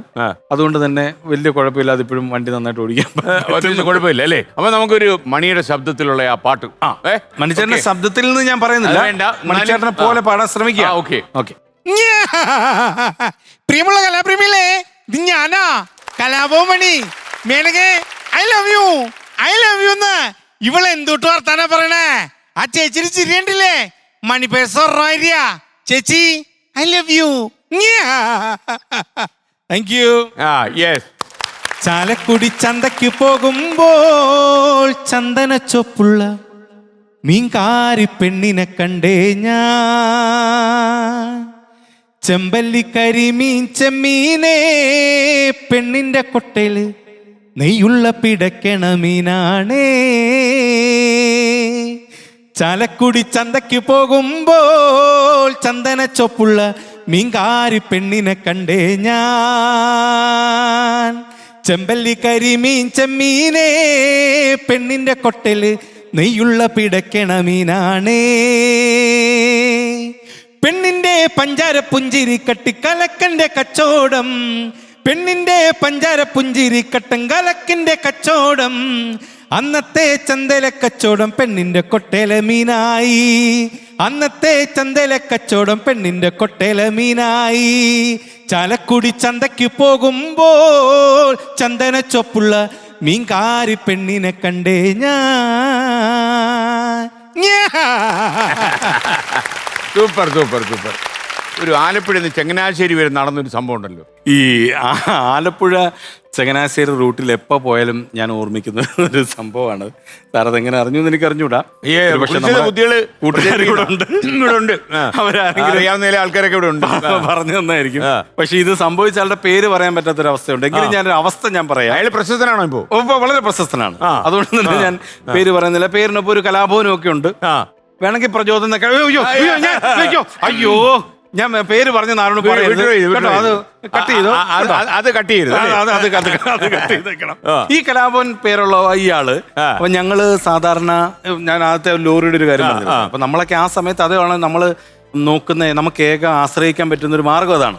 അപ്പൊ നമ്മള് ആലപ്പുഴയിൽ നിന്ന് ചങ്ങനാശ്ശേരിക്ക് പോകണമെങ്കിലും ചങ്ങനാശ്ശേരിയിൽ നിന്ന് ആലപ്പുഴയ്ക്ക് പോകണമെങ്കിലും ഒരു ടൈം കഴിഞ്ഞ് കഴിഞ്ഞാൽ പിന്നെ ലോറിയേ ഉള്ളൂ നമുക്ക്. അപ്പൊ അങ്ങനെ ഇദ്ദേഹം ഇങ്ങനെ നിൽക്കുകയാണ്, ആലപ്പുഴയിൽ നിന്ന് ചങ്ങനാശ്ശേരിക്ക് പോകണം. അപ്പോൾ കുറേ സമയം നിന്നിട്ടും വണ്ടികളൊന്നും കിട്ടുന്നില്ല. എന്നാൽ പിന്നെ നടന്നേക്കാം എന്ന് വിചാരിച്ചിട്ട് ഈ ആലപ്പുഴ ചങ്ങനാശ്ശേരി റോഡുണ്ടല്ലോ, ഇപ്പം വളരെ മനോഹരമായിട്ടുണ്ട്. പക്ഷെ അന്ന് അങ്ങനെയല്ല, കുറെ രാത്രിയിലൊക്കെ കഴിഞ്ഞാൽ കുറച്ച് നമുക്ക് പേടിയൊക്കെ വരുന്ന അങ്ങനെ വഴിയാ. അങ്ങനെ ഇദ്ദേഹം ഇങ്ങനെ നടന്ന് ഏകദേശം ഒരു 10-23 കിലോമീറ്റർ കഴിഞ്ഞു. ഇവനാണെന്നുണ്ടെങ്കിൽ പോലീസിന് ഒരു ചെറിയ പേടിയുണ്ട് ആ സമയത്ത്. ഇപ്പൊ ഫേമസ് ആയി കഴിഞ്ഞപ്പോൾ പോലീസിന് വലിയ പേടിയില്ല. ഞാൻ ആരാണ് ഇപ്പൊ അറിയാലോ, എന്നെ അറിയാലോ എന്നൊക്കെ ഇപ്പൊ ചോദിക്കാം. പക്ഷെ അന്ന് ഇച്ചിരി പേടിയാ. അപ്പൊ ഇവനിങ്ങനെ നടന്ന് ചങ്ങനാശ്ശേരി ആവാറായപ്പോഴാണ് അവിടെ നിന്നൊരു പോലീസ് ജീപ്പ് ഇങ്ങനെ തിരിഞ്ഞു വരിക. ആലപ്പുഴയിൽ നിന്ന് നടക്കുകയാണെന്ന് ഓർക്കണം, ചങ്ങനാശ്ശേരി എത്താൻ ഇനി ഒരു 10-11 കിലോമീറ്റർ ഉള്ളു. അതുവരെ ഇവനെ നടന്നു കഴിഞ്ഞു. ഇവനിങ്ങനെ നടന്നു പോലീസ് ജീപ്പ് കണ്ടത് ഇവൻ ആ വെപ്രാളത്തിൽ ഇങ്ങനെ നേരെ തിരിഞ്ഞ് നടന്നപ്പോ നേരെ പോലീസ് ജീപ്പ് ഇങ്ങനെ നിർത്തി. ഇവിടെ പോയടാ നീ ചോദിച്ചു. ആലപ്പുഴ പോവാൻ സാറാ, കുഞ്ഞമ്മ മരിപ്പറിയിക്കാൻ പോവാന്ന് പറഞ്ഞു. എങ്ങനെ പോകാനാ? കയറി വണ്ടിക്കകത്ത് കയറാൻ പറഞ്ഞു. ഇവനെ പിടിച്ച് ജീപ്പിൽ കയറ്റിട്ട് നേരെ ആലപ്പുഴ ബസ് സ്റ്റാൻഡിൽ കൊണ്ടിറക്കി. പിന്നെ ആലപ്പുഴന്ന് നടന്ന് ചങ്ങനാശ്ശേരിക്ക് പോയി 10 കിലോമീറ്റർ ഇപ്പുറത്ത് വെച്ചിട്ടാണ് പോലീസ് ജീപ്പ് കാണുന്നത്. ഈ പോലീസുകാർ ഇവനെ വീണ്ടും നേരെ പിടിച്ച് ആലപ്പുഴ കൊണ്ടിറക്കി കൊടുത്തു അല്ലേ? ആലപ്പുഴ കൊണ്ടിറക്കി. ഇപ്പോഴും ആ റൂട്ടിൽ പോകുമ്പോൾ ഞാൻ അവനെ കണ്ട് പേടിച്ച് തിരിഞ്ഞു നടന്നാ അല്ലേ? പിന്നല്ലേ നമ്മൾ വെപ്രാളപ്പെട്ടു പോവല്ലോ, നേരെ തിരിഞ്ഞു പോയി, ഡയറക്ഷൻ മാറിപ്പോയി. എന്താടാന്നല്ലേ ചോദിക്കും പോലീസ്. എവിടെ പോടാ കയറാൻ പറഞ്ഞു. നേരെ ആലപ്പുഴ കൊണ്ടിറക്കി. നമ്മുടെ പ്രസവ കഥാപാത്രം വീട്ടിൽ നിന്ന് കേൾക്കുന്നുണ്ടോ? സോറി പറയാതിരിക്കാൻ പറ്റില്ല അല്ലേ? മാത്രല്ല ഈ രഹസ്യമൊക്കെ പറയാതിരിക്കാൻ പറ്റും അല്ലേ? കുട്ടേട്ട എന്തോ ചോദിക്കാൻ വന്നു. കുട്ടേട്ടാ നമസ്കാരം ബോസ്. നമസ്കാരം ഷാജോൺ. നമസ്കാരം. താങ്കൾക്ക് സുഖം തന്നെയല്ലേ? സുഖമായിട്ട് പോകുന്നു. നല്ല സുഖമായി പോലെ. താങ്കളെ കുറിച്ച് ഒരു കാര്യം ചോദിക്കാനുണ്ട്. താങ്കളുടെ കുടുംബത്തിൽ ആരുടെ വിവാഹം നടന്നാലും വിവാഹത്തിന് മുമ്പ് ഒരു പാരഡി ഗാനം ഉണ്ടാകും എന്ന് കുട്ടേട്ടൻ മനസ്സിലാക്കി വെച്ചിട്ടുണ്ട്. താങ്കളുടെ വിവാഹത്തിനും ഒരു പാരഡി ഗാനം ഉണ്ടായിരുന്നു. അങ്ങനെ പതിവുണ്ടോ അവിടെ? നിങ്ങളുടെ ഇന്റലിജൻസ് ടീമിനെ എനിക്കൊന്ന് പരിചയപ്പെടുത്തണം. ഇല്ലാത്ത തലയില്ലാത്ത സാധനം അതേ ഉള്ളൂ. എല്ലാം കണ്ടുപിടിച്ച് കൊണ്ടിരുന്നുണ്ട്. കുട്ടേട്ടാ ശരിയാണ് കുട്ടേട്ടാ. കാര്യം ഞാൻ കോട്ടയാണെന്ന് ഞാൻ പറഞ്ഞില്ല സാറേ. ഇപ്പൊ എന്റെ ഫാമിലിയിൽ ഒരുപാട് കലാകാരന്മാരൊക്കെ ഉള്ളൊരു ഫാമിലിയാണ്. പക്ഷെ ഞാൻ മൈക്കൂടെ തരാം. കാര്യം ഷാജോന്റെ കല്യാണത്തിന് കേട്ട പാരഡി കേൾക്കാൻ എനിക്കൊരു താല്പര്യമുണ്ട്. അപ്പൊ അങ്ങനെ എല്ലാവരുടെ കല്യാണങ്ങൾക്ക് ഈ പാരഡി എഴുതും. അപ്പൊ നമ്മുടെ കോട്ടയത്ത് എന്ന് പറഞ്ഞാൽ ഞങ്ങളൊരു ഗ്രൂപ്പ് തന്നെ ഉണ്ട്, പള്ളിനട എന്ന് പറഞ്ഞാൽ. ഞങ്ങളുടെ പള്ളിയുടെ ഫ്രണ്ടിൽ പള്ളിനട എന്നാണ് ഗ്രൂപ്പിന്റെ പേര്. പള്ളിയുടെ ഫ്രണ്ടിൽ ഞങ്ങളൊരു ടീം ഉണ്ടാവും. അപ്പൊ ഇവര് ഏത് കല്യാണത്തിനും എല്ലാവരുടെയും പേര് വെച്ചിട്ടുള്ള ഒരു പാരഡിയൊക്കെ ഉണ്ടാക്കും. അപ്പൊ എന്റെ കല്യാണത്തിനും ഇവരൊരു പാരഡി ഉണ്ടാക്കി. അപ്പൊ എന്തായാലും പള്ളിനട ടീമിന് ഒരു പ്രത്യേക നന്ദി ഞാൻ പറഞ്ഞുകൊണ്ട് പള്ളിനട ടീം അവതരിപ്പിക്കുന്നു. സിമ്പലടിക്കാൻ ആളില്ല ഇവിടെ. നല്ലൊരു കൈഡി. അപ്പോൾ ഈ ഇതിന്റെ ഇതിവൃത്തം എന്ന് പറഞ്ഞു കഴിഞ്ഞാൽ എന്റെ ചേട്ടന്റെ പേര് ഷിബു എന്നാണ്. അപ്പൊ ഷിബുവിന് അച്ഛനും ആ സമയത്ത് ഗൾഫിലായിരുന്നു, ഷാർജയിലായിരുന്നു. അപ്പൊ ഷിബുവിന് എന്റെ അമ്മച്ചി എഴുതുന്ന ഒരു എഴുത്തായിട്ടാണ് ഇവന്മാര് കസിൻസ് എല്ലാം കൂടി പാട്ട് എഴുതിയിരിക്കുന്നത്. ആ പാട്ടാണ്, അതാണ് പാരഡി.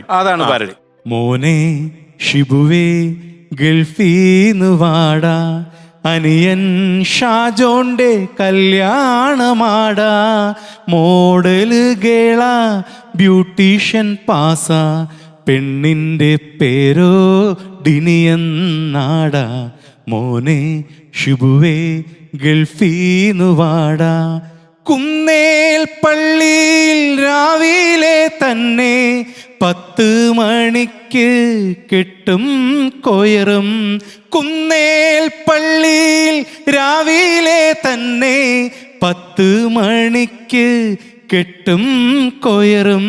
കെട്ട് കഴിഞ്ഞ് ആ ഹോളിൽ വെച്ചാടാ, ഊണും ബഹളവും കള്ളുകൂടിയും. കെട്ട് കഴിഞ്ഞ് ആ ഹോളിൽ വെച്ചാടാ, ഊണും ബഹളവും കള്ളുകൂടിയും. മോനെ ഷിബുവേ ഗൾഫീന്ന് വാടാ. Thank you. കല്യാണം കഴിച്ച് കെട്ടി കയറിയത് ഒരു മിസ് തൃശ്ശൂരിനെ ആയിരുന്നു. അല്ലേ? ഫാഷൻ ലേഡി ആയിരുന്നു. അതെ, ബ്യൂട്ടീഷ്യൻ ആയിരുന്നു. പഠിച്ചിട്ടുണ്ടായിരുന്നു. ഒരു യാത്രക്കിടയിൽ വസൂലാക്കിയതാണ്. ഒരു ഗൾഫ് യാത്രക്കിടയിലാണ് സംഭവിച്ചത്. എങ്ങനെയാ ഒരു പ്രോഗ്രാം അവതരിപ്പിക്കാൻ പോയി? അല്ല, ഞങ്ങളൊരു ഗൾഫ് ഷോയ്ക്ക് പോയാണ് സാറേ. അപ്പൊ ആ സമയത്ത് എന്റെ വീട്ടിലെ കല്യാണം കാര്യങ്ങളൊക്കെ ആലോചിച്ചുകൊണ്ടിരിക്കുന്ന സമയമാണ്. ചേട്ടൻ ആ സമയത്ത് ഷാർജയിൽ ദുബൈയിലുണ്ട്. നമ്മൾ ഈ സമയത്ത് പോകുന്ന ആ ടീമിന്റെ കൂടെ വന്നു കഴിഞ്ഞപ്പോ അന്ന് ഇവള് മിസ് തൃശ്ശൂർ ആയിരുന്നു. 2002 പ്രോഗ്രാം അവതരിപ്പിക്കാൻ വന്ന ഡാൻസ് ടീമിന്റെ കൂടെ വന്നാണ്. കൃഷ്ണകുമാരി നമ്മുടെ കയ്യിൽ ഐറ്റം ഏതൊക്കെയാ? മിമിക്രി, മിമിക്രി ഉണ്ടായിരുന്നു, ഡാൻസ് എല്ലാം ഉണ്ടായിരുന്നു. ഭരതനാട്യം ഒന്നുമില്ല. ഇല്ല, ഭരതനാട്യം ഇല്ല. നമ്മൾ എന്തും ചെയ്യുമല്ലോ, നമുക്ക് അങ്ങനൊന്നും ഇല്ലല്ലോ. അപ്പോൾ അങ്ങനെ പോയത് കൂട്ടത്തിൽ ഇവര് കൃഷ്ണമണി ടീച്ചർ എന്ന് പറഞ്ഞ ടീച്ചറുണ്ട് തൃശ്ശൂരുള്ള, എനിക്കവർക്കും അറിയാം. ടീച്ചറിന്റെ കൂടെയായിരുന്നു ഡിനിയും വന്നത്. അപ്പം ഇവളന്ന് മിസ് തൃശ്ശൂരൊക്കെ ആയി ഇറങ്ങിയ സമയം. അപ്പൊ ഞങ്ങളുടെ ടീം എന്ന് പറഞ്ഞാൽ കോട്ടയം നസീർ, നവാസ്, നിയാസ് ബായ്, അങ്ങനെ വലിയൊരു ടീമുണ്ട് ഞങ്ങളുടെ കൂടെ തന്നെ. അപ്പം ഇവള് മാത്രം റിഹേഴ്സലിന് വരുന്നില്ല. അപ്പം ഞാൻ പറഞ്ഞു മിസ് തൃശ്ശൂരൊക്കെ അതിന്റെ ജാട ഉണ്ടാവും, നമ്മൾ ആരും മൈൻഡ് ചെയ്തെന്നൊക്കെ പറഞ്ഞു. പക്ഷെ ഇവള് വന്ന് മൈൻഡ് ചെയ്തെന്ന് പറഞ്ഞു. പക്ഷെ ഇവള് വന്ന ഉടനെ ഡാൻസും എല്ലാം പഠിച്ചു, സ്കിറ്റിന്റെ കാര്യങ്ങളെല്ലാം പഠിച്ചു. പെട്ടെന്ന് നോക്കി ആയി കഴിഞ്ഞപ്പോൾ നസീർക്ക്, നവാസ് ഇവരാരും ഞാൻ പറഞ്ഞത് വിട്ടു. ഇവരെല്ലാം പിന്നെ ഭയങ്കര കമ്പനി സംസാരവും കാര്യങ്ങളൊക്കെ. അപ്പോൾ ഞാൻ ഇച്ചിരി മസിൽ പിടിച്ചു. അപ്പൊ നമ്മൾ അങ്ങനെ നടന്നത് മാത്രം മിച്ചം. ഇവരെല്ലാരും സംസാരിക്കുന്നു, ഒരു കാര്യമില്ല, എന്നെ മൈൻഡ് ചെയ്യുന്ന പോലില്ല അവള്. അപ്പൊ ഇങ്ങനെ സംസാരിച്ച് പിന്നെ പ്രോഗ്രാം ഒക്കെ കഴിഞ്ഞ പോലെ പിന്നെ എന്തെങ്കിലുമൊക്കെ സംസാരിക്കാൻ തുടങ്ങി. പിന്നെ അങ്ങനെ അങ്ങോട്ടും ഇങ്ങോട്ടും കാര്യങ്ങളൊക്കെ സംസാരിച്ച് ഒരു ദിവസം ഞാൻ ചുമ്മാ അങ്ങോട്ട് പറഞ്ഞു, എൻ്റെ അമ്മച്ചി ഇങ്ങനെ കല്യാണം ആലോചിച്ചുകൊണ്ടിരിക്കുകയാണ്, എനിക്ക് തന്നെ കല്യാണം കഴിച്ചാൽ കൊള്ളാമെന്നുണ്ട്, താൻ എന്ത് പറയുന്നത്? അങ്ങനെ കൊള്ളാൻ തോന്നാൻ കാര്യം അല്ല, ചുമ്മാ ഇട്ട് നമ്മൾ നമ്പർ ഇട്ടതാ, നമ്മൾ പിന്നല്ലാതെ സാർ എന്താ പറയുന്നത്, നമ്മള് ചുമ്മാ നിട്ട് നോക്കിയതാ. നമ്മൾ അങ്ങോട്ട് ഒരു എറിഞ്ഞപ്പോ ഇങ്ങോട്ടുള്ള മറുപടി എങ്ങനെയായിരുന്നു? ഇതായിരുന്നു. വീട്ടിൽ വന്ന് അന്വേഷിച്ചു, അപ്പച്ചനും അമ്മച്ചും ഓക്കെ പറയണമെങ്കിൽ ഞാൻ ഓക്കെ എന്ന് പറഞ്ഞു. അപ്പൊ തന്നെ ഞാൻ ടീച്ചറിനോട് ടീച്ചറിനോട് പറഞ്ഞു, ഷാജോനെ നാട്ടിൽ വരുമ്പം തൃശ്ശൂർ വന്ന് അവരോട് തൃശ്ശൂരാണ് അവർ സംസാരിക്കാൻ പറഞ്ഞു. നാട്ടിൽ വന്ന ഉടനെ ഞാൻ പോയി സംസാരിച്ചു. അവർ കുറച്ച് സമയം വേണമെന്ന് പറഞ്ഞു. പിന്നെ ഇന്റർവ്യൂ ഒന്നും ചെയ്തില്ല. അവർക്ക് പിന്നെ നമ്മളെ മിമിക്രി പ്രോഗ്രാംസ് കണ്ട് പരിചയമുള്ളതല്ല. അവർ എങ്ങനെ കുപ്പിയിലാക്കിയെന്നുള്ളത് അതാണ് എനിക്ക് ഇപ്പോഴും അറിഞ്ഞുകൂടാ. അവൾ എന്തുകൊണ്ടാണ് അവള് സമ്മതിച്ചു എന്നും ഇതെങ്ങനെയൊക്കെ ദൈവത്തിന് അവളോട് എന്ത് ദേഷ്യമാണുള്ളതെന്നൊന്നും എനിക്ക് അറിഞ്ഞുകൂടാ. പക്ഷേ സംഭവിച്ചു. ഇതൊരു മുൻജന്മ പാപഫലം പോലെ ഉണ്ടല്ലേ അവളെ സംബന്ധിച്ച്. അപ്പൊ നമുക്കൊരു പടത്തിൽ കാണാൻ തോന്നുന്നു. ഇതാണ് വെഡിങ്. അയ്യോ, ഈശോ ശുദ്ധീകരിക്കട്ടെ എപ്പോഴും അല്ലേ. ഓക്കെ, ഈ കോസ്റ്റ്യൂമൊക്കെ ഇട്ടിട്ട് ഞാനും ചിരിച്ചു, അവളും ചിരിച്ചൊന്നും ഷാജോനെ വരുത്തി ചേർത്തൊരു ചിരിയായിരുന്നു. അതെ, പിന്നെ നിന്നെ ഞാൻ കറക്കി എടുത്തല്ലടി എന്നുള്ള ലൈനിലല്ലേ. ആ സമയത്ത് ഇത് നമ്മുടെ റിസപ്ഷൻ ടൈമിലുള്ള കോസ്റ്റ്യൂമാണ്. വെഡിങ് ടൈമില് എന്റെ കോസ്റ്റ്യൂം കണ്ടു കഴിഞ്ഞാൽ സാറേ ഞാൻ ഇപ്പോഴും ആ ഫോട്ടോ കാണുമ്പോൾ ഞാൻ മാക്സിമം നോക്കാതിരിക്കാൻ ശ്രമിക്കും. എന്റെ മുമ്പ് പറഞ്ഞ പള്ളിനട ടീംസ് ഉണ്ടല്ലോ, ഇവന്മാരാണ് എന്നെ ചതിച്ചുമാർ പറഞ്ഞടാ നല്ല കോസ്റ്റ്യൂം ഉണ്ട്, അതായത് നല്ല മുണ്ട്, ജുബ, മറ്റേ ദാവണിയും വേണം എന്ന് പറഞ്ഞു. ഇതൊക്കെ വേണം, അടിപൊളിയായിരിക്കും എന്ന് പറഞ്ഞ് ഇത് കോട്ടയംകാരല്ലേ, കോട്ടയംകാരുടെ മെയിൻ സംഭവം എന്നൊക്കെ പറഞ്ഞ് ഇടിയിച്ചതാണ്. ഇടിയിച്ച് ഇവള് വന്ന് എന്നെ കണ്ടൊരു ഒറ്റ ചിരിച്ച്. അത് കഴിഞ്ഞപ്പോ എന്നോട് പറഞ്ഞു, എന്റെ ദൈവം ഞാൻ വിചാരിച്ചല്ലോ ഭാഗവതമാരെന്ന് വിചാരിച്ചു എന്ന് പറഞ്ഞു. അങ്ങനെ ചില കാര്യങ്ങളൊക്കെയാണ് കല്യാണം കേട്ടോ. അത് സംഭവം സൂപ്പറായി. ഈ പിന്നെ എനിക്കൊന്നും പിന്നെ പ്രശ്നമൊന്നുമില്ല അല്ലേ. ഒരു പ്രണയത്തിന്റെ ലോകത്തൊന്നും പെട്ടില്ല. ഒരുപാട് പ്രണയിച്ചിട്ടുണ്ട്. പ്രണയിച്ചു, പിന്നെ അതൊന്നും മെറ്റീരിയലൈസ് ചെയ്തില്ല. ഇല്ല, അത് ഈ പറഞ്ഞു കഴിഞ്ഞാൽ നമുക്കത് ഈ പറയുന്ന പോലെ ആ സമയത്ത് ഞാൻ 4ാം ക്ലാസ് പഠിക്കുമ്പോൾ പ്രണയിച്ചു തുടങ്ങിയ ഒരാളാണ്. പിന്നെ ഒരു ഗോൾഡ് ഞാൻ ആദ്യം പ്രേമിച്ച പെൺകുട്ടിയുടെ പേര് വരെ എനിക്ക് ഓർമ്മയുണ്ട്. അപ്പൊ ഞാൻ ഇതിലായതുകൊണ്ട് പറയുന്നില്ല എന്നുള്ളൂ. പക്ഷെ ഇത്രയധികം പെൺകുട്ടികളുടെ പേര് ഓർമ്മിച്ചു വെക്കുന്ന ഒരു കഴിവ് ഇല്ല, എല്ലാവരെയും ഓർമ്മയില്ല. വളരെ കുറച്ച് പേര് ഓർമ്മ. 4ാം ക്ലാസ് ആണ് അത്, 4ാം ക്ലാസ് ആണ്. അപ്പൊ നമ്മുടെ ആദ്യത്തെ ആണല്ലോ. അപ്പൊ അത് എനിക്ക് ഓർമ്മയുണ്ട്. 84-ലായിരുന്നു ഇന്ദിരാഗാന്ധി വെടിയേറ്റ് മരിച്ചു എന്നൊക്കെ പറഞ്ഞു. രാജശേഖർ പറഞ്ഞല്ലേ, അന്ന് ഞാൻ 84-ലാണ്, അന്ന് ഞാൻ പങ്കജത്തിന്റെ പിറകെ നടക്കുന്ന സമയം. കോട്ടയത്ത് ഗുഡ്ഷപ്പേട് സ്കൂളിൽ പഠിച്ചോണ്ടിരിക്കും. ഗുഡ്ഷപ്പേട് സ്കൂളിൽ വെച്ചിട്ടാണോ ഈ സംഭവം? ഗുഡ്ഷപ്പേട് ഒരു പള്ളിക്കൂടമായിരുന്നു. നല്ല പള്ളിക്കൂടമായിരുന്നു, നല്ല പേരും എനിക്കൊക്കെ പഠിക്കാൻ പറ്റിയ പേര്. അപ്പൊ അങ്ങനെയാണ് അവിടെ വെച്ചായിരുന്നു ആദ്യത്തെ. അത് കഴിഞ്ഞ് പലപ്പോഴും പല പ്രേമങ്ങളും പ്രീ ഡിഗ്രിക്ക് പഠിക്കുമ്പോൾ തന്നെ ഫസ്റ്റ് ഇയർ ഒരു പ്രേമം ഉണ്ടായിരുന്നു, സെക്കൻഡ് ഇയറിൽ ഒരു പെണ്ണിനും പ്രേമം ഉണ്ടായിരുന്നു. ഒരു അക്കാഡമിക് ഇയറിൽ നമ്മളിങ്ങനെ മാറ്റി പിടിച്ചോണ്ടിരിക്കും. നമുക്ക് എന്തെങ്കിലും നമുക്ക് അങ്ങനെ റൊമാൻറ്റിക് ഹീറോയുടെ വേഷം കിട്ടാൻ അവസരം കിട്ടില്ല, ഇതുവരെ കിട്ടിയിട്ടില്ല. പൊളിക്കുമല്ലേ. പിന്നെ നമ്മൾ ആ 4ാം ക്ലാസ്സിലെ കേസൊക്കെ പുറത്തെടുക്കും. എങ്ങനെ പൊളിക്കണം നമ്മളോട്. എല്ലാ പൊളികളുടെ പല ഭാഗങ്ങളും നമ്മുടെ ഉണ്ട്. ഭാര്യ സിനിമയൊക്കെ കാണും, കാണും, അഭിപ്രായമൊക്കെ പറയും. മുഖത്ത് നോക്കി അഭിപ്രായം പറഞ്ഞ അവളും മോളുമാണ് എന്റെ ഏറ്റവും വലിയ ശത്രുക്കൾ വീട്ടിൽ. മോൻ കുറച്ചുകൂടെ മാന്യമായിട്ടൊക്കെ പറയാറുള്ളൂ, അപ്പൊ പോരാ എന്നൊക്കെ പറയുള്ളൂ. പക്ഷെ വൈഫും മോളും മുഖത്ത് നോക്കി പറയാം, അപ്പൊ എന്താ കാണിച്ചു വെച്ചത്, ലോക തോൽവി കേട്ടോ എന്നൊക്കെ. ലോക തോൽവിയെന്ന് പറയും. അപ്പൊ അങ്ങനെ വേണം, എന്ത് ചെയ്യാൻ പറ്റും. ഞാൻ പറയാം, നിങ്ങൾക്ക് ബിസ്ക്കറ്റും ചിക്കൻ ഫ്രൈയും മേടിക്കാൻ വേണ്ടിട്ടാണ് കേട്ടോ ഞാൻ രാപകലില്ലാതെ കഷ്ടപ്പെട്ട് ചാണകക്കുഴിയും ചാടി അതൊക്കെ പറയാം. കുട്ടേട്ടാ പറഞ്ഞു. ഷാജോൺ, എന്തോ താങ്കൾ കോളേജിൽ പഠിക്കുമ്പോൾ ഒരു വലിയ നുണ പറഞ്ഞുകൊണ്ടാണ് താങ്കൾ ആർട്സ് ക്ലബ് സെക്രട്ടറിയായി ജയിച്ചത്. അതും കുട്ടേട്ടൻ കണ്ടുപിടിച്ചിട്ടുണ്ട്. ഏത് കോളേജിലായിരുന്നു ഞാൻ പഠിച്ചത്? സാർ മണർകാട് സെന്റ് മേരീസ് കോളേജിലാണ്, പള്ളിയുടെ കോളേജാണ്. അപ്പൊ നുണ മനഃപൂർവ്വം പറയുന്നതല്ല. നമ്മൾ ഈ പറഞ്ഞാൽ ഞാൻ ആർട്സ് ക്ലബ് സെക്രട്ടറി ആയിട്ട് മത്സരിച്ചു. അപ്പോൾ എൻ്റെ ഓപ്പോസിറ്റ് മത്സരിക്കുന്ന ആളെന്ന് പറഞ്ഞാൽ എൻ്റെ വളരെ അടുത്തൊരു സുഹൃത്താണ്. ഇപ്പം അവൻ ഓസ്ട്രേലിയയിലാണ്, ജെമിനി. അവനായിരുന്നു ഓപ്പോസിറ്റ്. അപ്പം നമുക്കില്ലാത്ത എല്ലാ ക്വാളിറ്റീസും അവനുണ്ട്. നന്നായിട്ട് പഠിക്കും, ഇപ്പം പിള്ളേരുടെ ഇടയ്ക്ക് നല്ല ഇമേജ്, കാണാൻ സുന്ദരൻ. പിള്ളേരുടെ ഇടയ്ക്ക് ഇമേജ് ഉണ്ടാക്കുന്നത് അന്നത്തെ കാലത്തൊക്കെ വലിയ പാടാ, ഭയങ്കര പാടാണ്. നമുക്കൊന്നും ഇപ്പോഴും പാടാ, ഇപ്പോഴും പാടാണ്, അന്നും പാടാണ്, ഇപ്പോഴും പാടാണ്. നമുക്ക് അതിനൊക്കെ അതിൻ്റെ യാതൊരു ട്രിക്സും അറിഞ്ഞുകൂടാ. പക്ഷെ ഇവൻ ഭയങ്കര മിടുക്കനായിരുന്നു ആ കാര്യത്തിൽ. പക്ഷെ അതുകൊണ്ടല്ല, അവൻ നന്നായിട്ട് പഠിക്കുമായിരുന്നു, നോർമലി വന്നതാണ്. അവൻ്റെ കുറേ, അവൻ ആ നാട്ടുകാരനാണ്, അപ്പം അങ്ങനെ ഭയങ്കര സപ്പോർട്ടായിരുന്നു അവന്. പക്ഷേ എന്തുകൊണ്ടോ ഞാൻ ജയിച്ചു. അപ്പോൾ എനിക്ക് കുട്ടേട്ടൻ പറഞ്ഞായിട്ട് പറയാൻ, അതുമായിട്ട് ബന്ധപ്പെട്ട് പറയാനുള്ളതെന്ന് പറഞ്ഞാൽ, ഞാൻ മീറ്റ് ദ കാൻഡിഡേറ്റിന് ഞാനൊരു പാട്ട് പാടി. പാട്ട് പാടി കഴിഞ്ഞപ്പോൾ എൻ്റെ കൂടെ ഉള്ള നമ്മുടെ ഒരു ഗാങ് കുറേ പേരുണ്ട്, നമ്മുടെ ഒരു ടീമുകളുണ്ട്, ഒരു 10-12 പേര്. 1-2 പേരുടെ പേര് പറഞ്ഞാൽ അമ്മാരെല്ലാം ഇന്ന് തന്നെ വിളിച്ച് ചീത്ത പറയാം. ആരുടെയും പേര് പറയുന്നില്ല. സ്പൈഡേഴ്സ് എന്ന് പറഞ്ഞപ്പോൾ ഒരു ഗ്രൂപ്പുണ്ട് വളരെ ആക്റ്റീവായിട്ട് ഞങ്ങളുടെ വാട്സപ്പിൽ. അപ്പോൾ ഇമാരെല്ലാം ആണ് നമ്മുടെ സ്വന്തം എന്ന് പറയുകയാണെങ്കിൽ അന്നും ഇന്നും. അപ്പോൾ ഇമാരോടെല്ലാം ഞാൻ പറയട്ടെ, ഞാൻ ഒരു പാട്ട് പാടും, അപ്പം നിങ്ങൾ ബാക്കിൽ നിന്ന് കൈ അടിക്കണം. അപ്പം ഞങ്ങൾ കൈ അടിച്ചിട്ട് കാര്യമുണ്ട്, പിള്ളേർ കൈ അടിക്കണ്ടേ. അപ്പം നമ്മൾ അന്ന് ഈ ചെറിയ മിമിക്രി പരിപാടിക്കൊക്കെ പോകുന്നുണ്ട്. അപ്പം നമുക്കറിയാം ഈ ഓഡിയൻസിനെ എങ്ങനെയാണ് ഇളക്കി എടുക്കണം. അപ്പം ഞാൻ പറയണം, ഞാൻ ചുമ്മാ ഇങ്ങനെ കൈ അടിച്ച് തുടങ്ങും. ഇത് കണ്ടപ്പോൾ നിങ്ങളും കൈ അടിച്ചോണം. അപ്പം പിന്നെ പിള്ളേർ കൈ അടിച്ചോളൂ എന്ന് പറഞ്ഞു. നടക്കോടാ. ഞാൻ പറഞ്ഞു നിങ്ങൾ അടിക്കുന്നു പറഞ്ഞ് അങ്ങനെ പാട്ട് പാടി. അമ്പലപ്പുഴ എന്നുള്ള പാട്ടായിരുന്നു ആ സമയത്ത്, ഭയങ്കര ഹിറ്റായിട്ടുള്ള പാട്ടായിരുന്നു. അത് പാടി. അപ്പൊ ഞാൻ കൈ അടിച്ചു തുടങ്ങി, വിമാനം കൈ അടിച്ചു. നമ്മൾ പാടി നമ്മൾ തന്നെ കൈ അടിക്കും. ഞാൻ തന്നെ അതെ, അമ്പലപ്പുഴ ഉണ്ണിക്കണ്ണനോട്, ഇത് കണ്ടില്ലേ, എന്തു പരിഭവം മെല്ലെ ഓതി വന്നു. ഇങ്ങനെ കൈ അടിച്ചു പറഞ്ഞേ, ഇവന്മാര് ബാക്കി നിന്ന് കൈ അടിച്ചു പറഞ്ഞേ, ഈ പിള്ളേരെല്ലാം വിചാരിച്ചു ഇവനെങ്ങാനും ജയിച്ചാലോ എന്ന് ഓർത്ത് ബാക്കി പിള്ളേരോട് കൈ അടിച്ച് അങ്ങനെ 18 വോട്ടിന് ഞാൻ ജയിച്ചു. മനസ്സിലായില്ല, 18 വോട്ടിന് ജയിച്ചു. ജെമിനി അന്നും ഇന്നും എൻ്റെ ബെസ്റ്റ് ഫ്രണ്ടാണ്. അപ്പൊ ഈ കുട്ടേട്ടൻ പറഞ്ഞു വെച്ച് നോക്കുമ്പോ അന്ന് ഞാൻ പറഞ്ഞത് വാഗ്ദാനം എന്ന് പറഞ്ഞാൽ ജയിച്ചു കഴിഞ്ഞാൽ മോഹൻലാലിനെ കൊണ്ടുവരുന്ന, ജയിച്ചു കഴിഞ്ഞാൽ മോഹൻലാലിനെ ആർട്സ് ക്ലബ് സെക്രട്ടറി ആയിട്ട് കോട്ടയം കുഞ്ഞച്ചനകത്ത് സംഭവിച്ചല്ലോ തന്നെ ലാലേട്ടനെ കൊണ്ടുവരുമെന്നാണ് ഞാൻ പറഞ്ഞേക്കുന്നത്. അപ്പൊ എങ്ങനെയാണ് ഈ പിള്ളേരെല്ലാം കൈ അടിച്ച് എന്നെ വോട്ട് ചെയ്ത് 18 വോട്ടിന് ജയിച്ച് ഞാൻ കൊണ്ടുവന്നാരാന്നറിയോ? നമ്മുടെ പക്രുവിനെ. മോശമല്ല, അങ്ങനെ പറയാൻ പറ്റില്ല, അങ്ങനെ മോശം ഒന്നും പറയാൻ പറ്റില്ല, ഒന്നും പറയാൻ പറ്റില്ല. കാര്യം അവൻ എന്റെ ഈ പറയുന്ന പോലെ അന്ന് ഞങ്ങൾ വലിയ പരിചയമൊന്നുമില്ല. പക്ഷെ ഞങ്ങൾ ഏകദേശം ഒരേ നാട്ടുകാരാണ്. ഞാൻ പറഞ്ഞു ജോഷി ചതിച്ചാശാനെ ലാലേട്ടന് കിട്ടില്ല.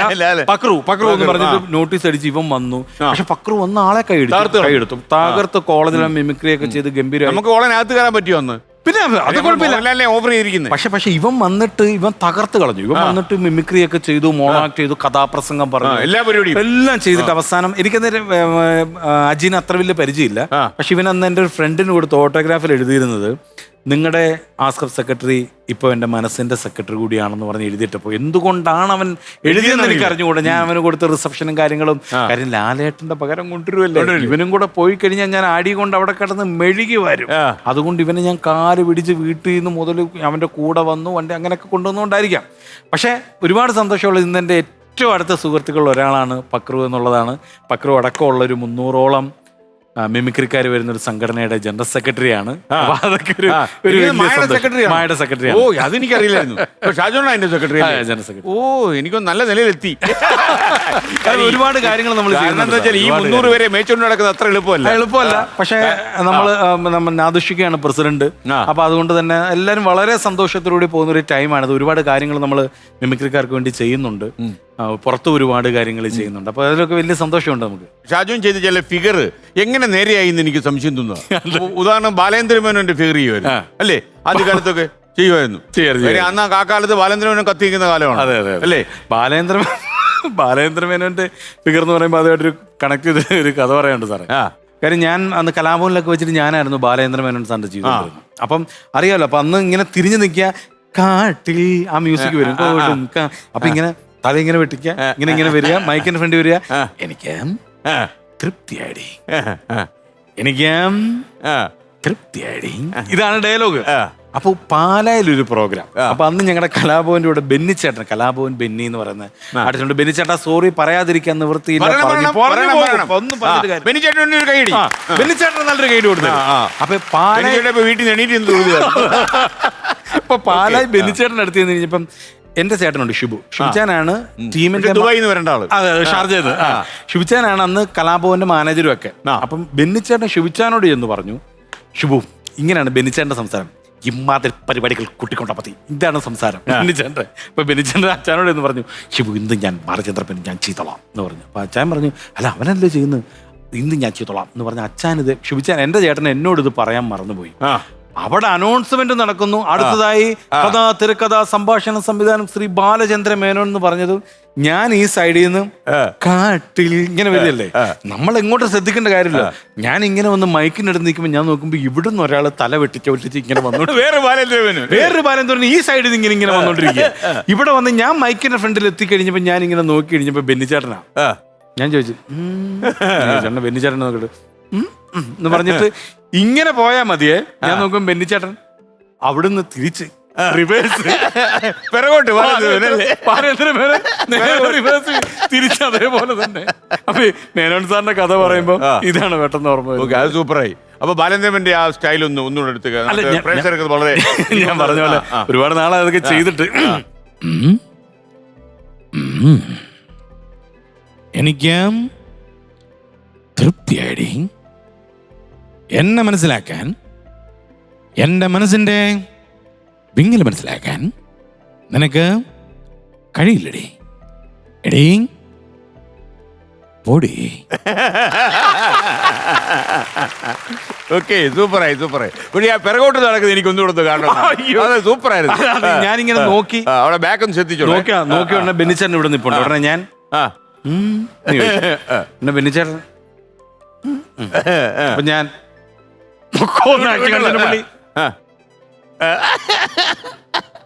ഇതേപോലെ തന്നെ അന്ന് അവിടുന്ന് പുള്ളി ഇങ്ങനെ പോകേണ്ട ആവശ്യമുള്ളൂ. അവിടുന്ന് നേരെ തിരിച്ച് അത് കിടിലമായിരുന്നു അല്ലേ, ഒരു കമ്മ്യൂണിക്കേഷൻ ഗ്യാപ്പ്. ഓക്കെ. നടൻ ബാബുരാജുമായിട്ട് നല്ല ചങ്ങാത്തം കേട്ടിട്ടുണ്ട്. അതെ, നല്ല ചങ്ങാത്തം. അളിനും പോലെ. എന്ന് പറഞ്ഞാൽ വളരെ കുറച്ച് സിനിമകളെ ഞങ്ങൾ ചെയ്തിട്ടുള്ളൂ. പക്ഷെ ഞങ്ങൾ ചിലത് നമ്മൾ പെട്ടെന്ന് നമ്മളങ്ങ് ഒരു ബോണ്ട് ആവുള്ളൂ സാർ. നമ്മൾ എവിടെ വെച്ചും കണ്ടു കഴിഞ്ഞാൽ നമുക്ക് ചേട്ടാ എന്ന് വിളിക്കുമ്പോൾ നമുക്കറിയാം ഇത് ഞങ്ങൾ ഇന്ന് പൊളിക്കും. അങ്ങനെ ഒരു വൈബ് ഉണ്ടായിട്ടുള്ള ഒരാളാണ് ബാബുച്ചേട്ടന്റെ കാര്യം പറഞ്ഞു കഴിഞ്ഞാൽ. ഉത്സാഹ കമ്മിറ്റി സിനിമയുമായിട്ട് ബന്ധമുണ്ടോ? ഉത്സാഹ കമ്മിറ്റി സിനിമയായിട്ട് ബന്ധമുണ്ടെന്ന് പറഞ്ഞു കഴിഞ്ഞാൽ അത് ഈ വേദിയിൽ പറയാമെന്ന് എനിക്ക് അറിഞ്ഞൂടാ. അപ്പൊ ഉത്സാഹ കമ്മിറ്റി എന്ന് പറഞ്ഞ സിനിമ കുട്ടിക്കാനത്താണ് അതിന്റെ ഷൂട്ടിംഗ് തുടങ്ങിയത്. അപ്പൊ നമ്മളൊരു ഷൂട്ടിങ്ങിന് കുറേ ദിവസം ഒരു സ്ഥലത്ത് നമ്മൾ മാറി നിൽക്കുമ്പോൾ നമ്മളൊന്ന് ചിന്തിക്കും ആരൊക്കെയാണ് കൂടെ, നമുക്കൊരു വൈബ് ഉണ്ടാവുന്നത്. അപ്പൊ നമ്മൾ നോക്കുമ്പോൾ ജയറാമേട്ടൻ നായകനാണ്, പിന്നെ ബാബുരാജ് ചേട്ടനുണ്ട്, പിന്നെ ഞങ്ങൾ 3 പേരെയാണ് സെൻട്രൽ ക്യാരക്ടേഴ്സ് ആ സിനിമയിൽ ചെയ്യുന്നത്.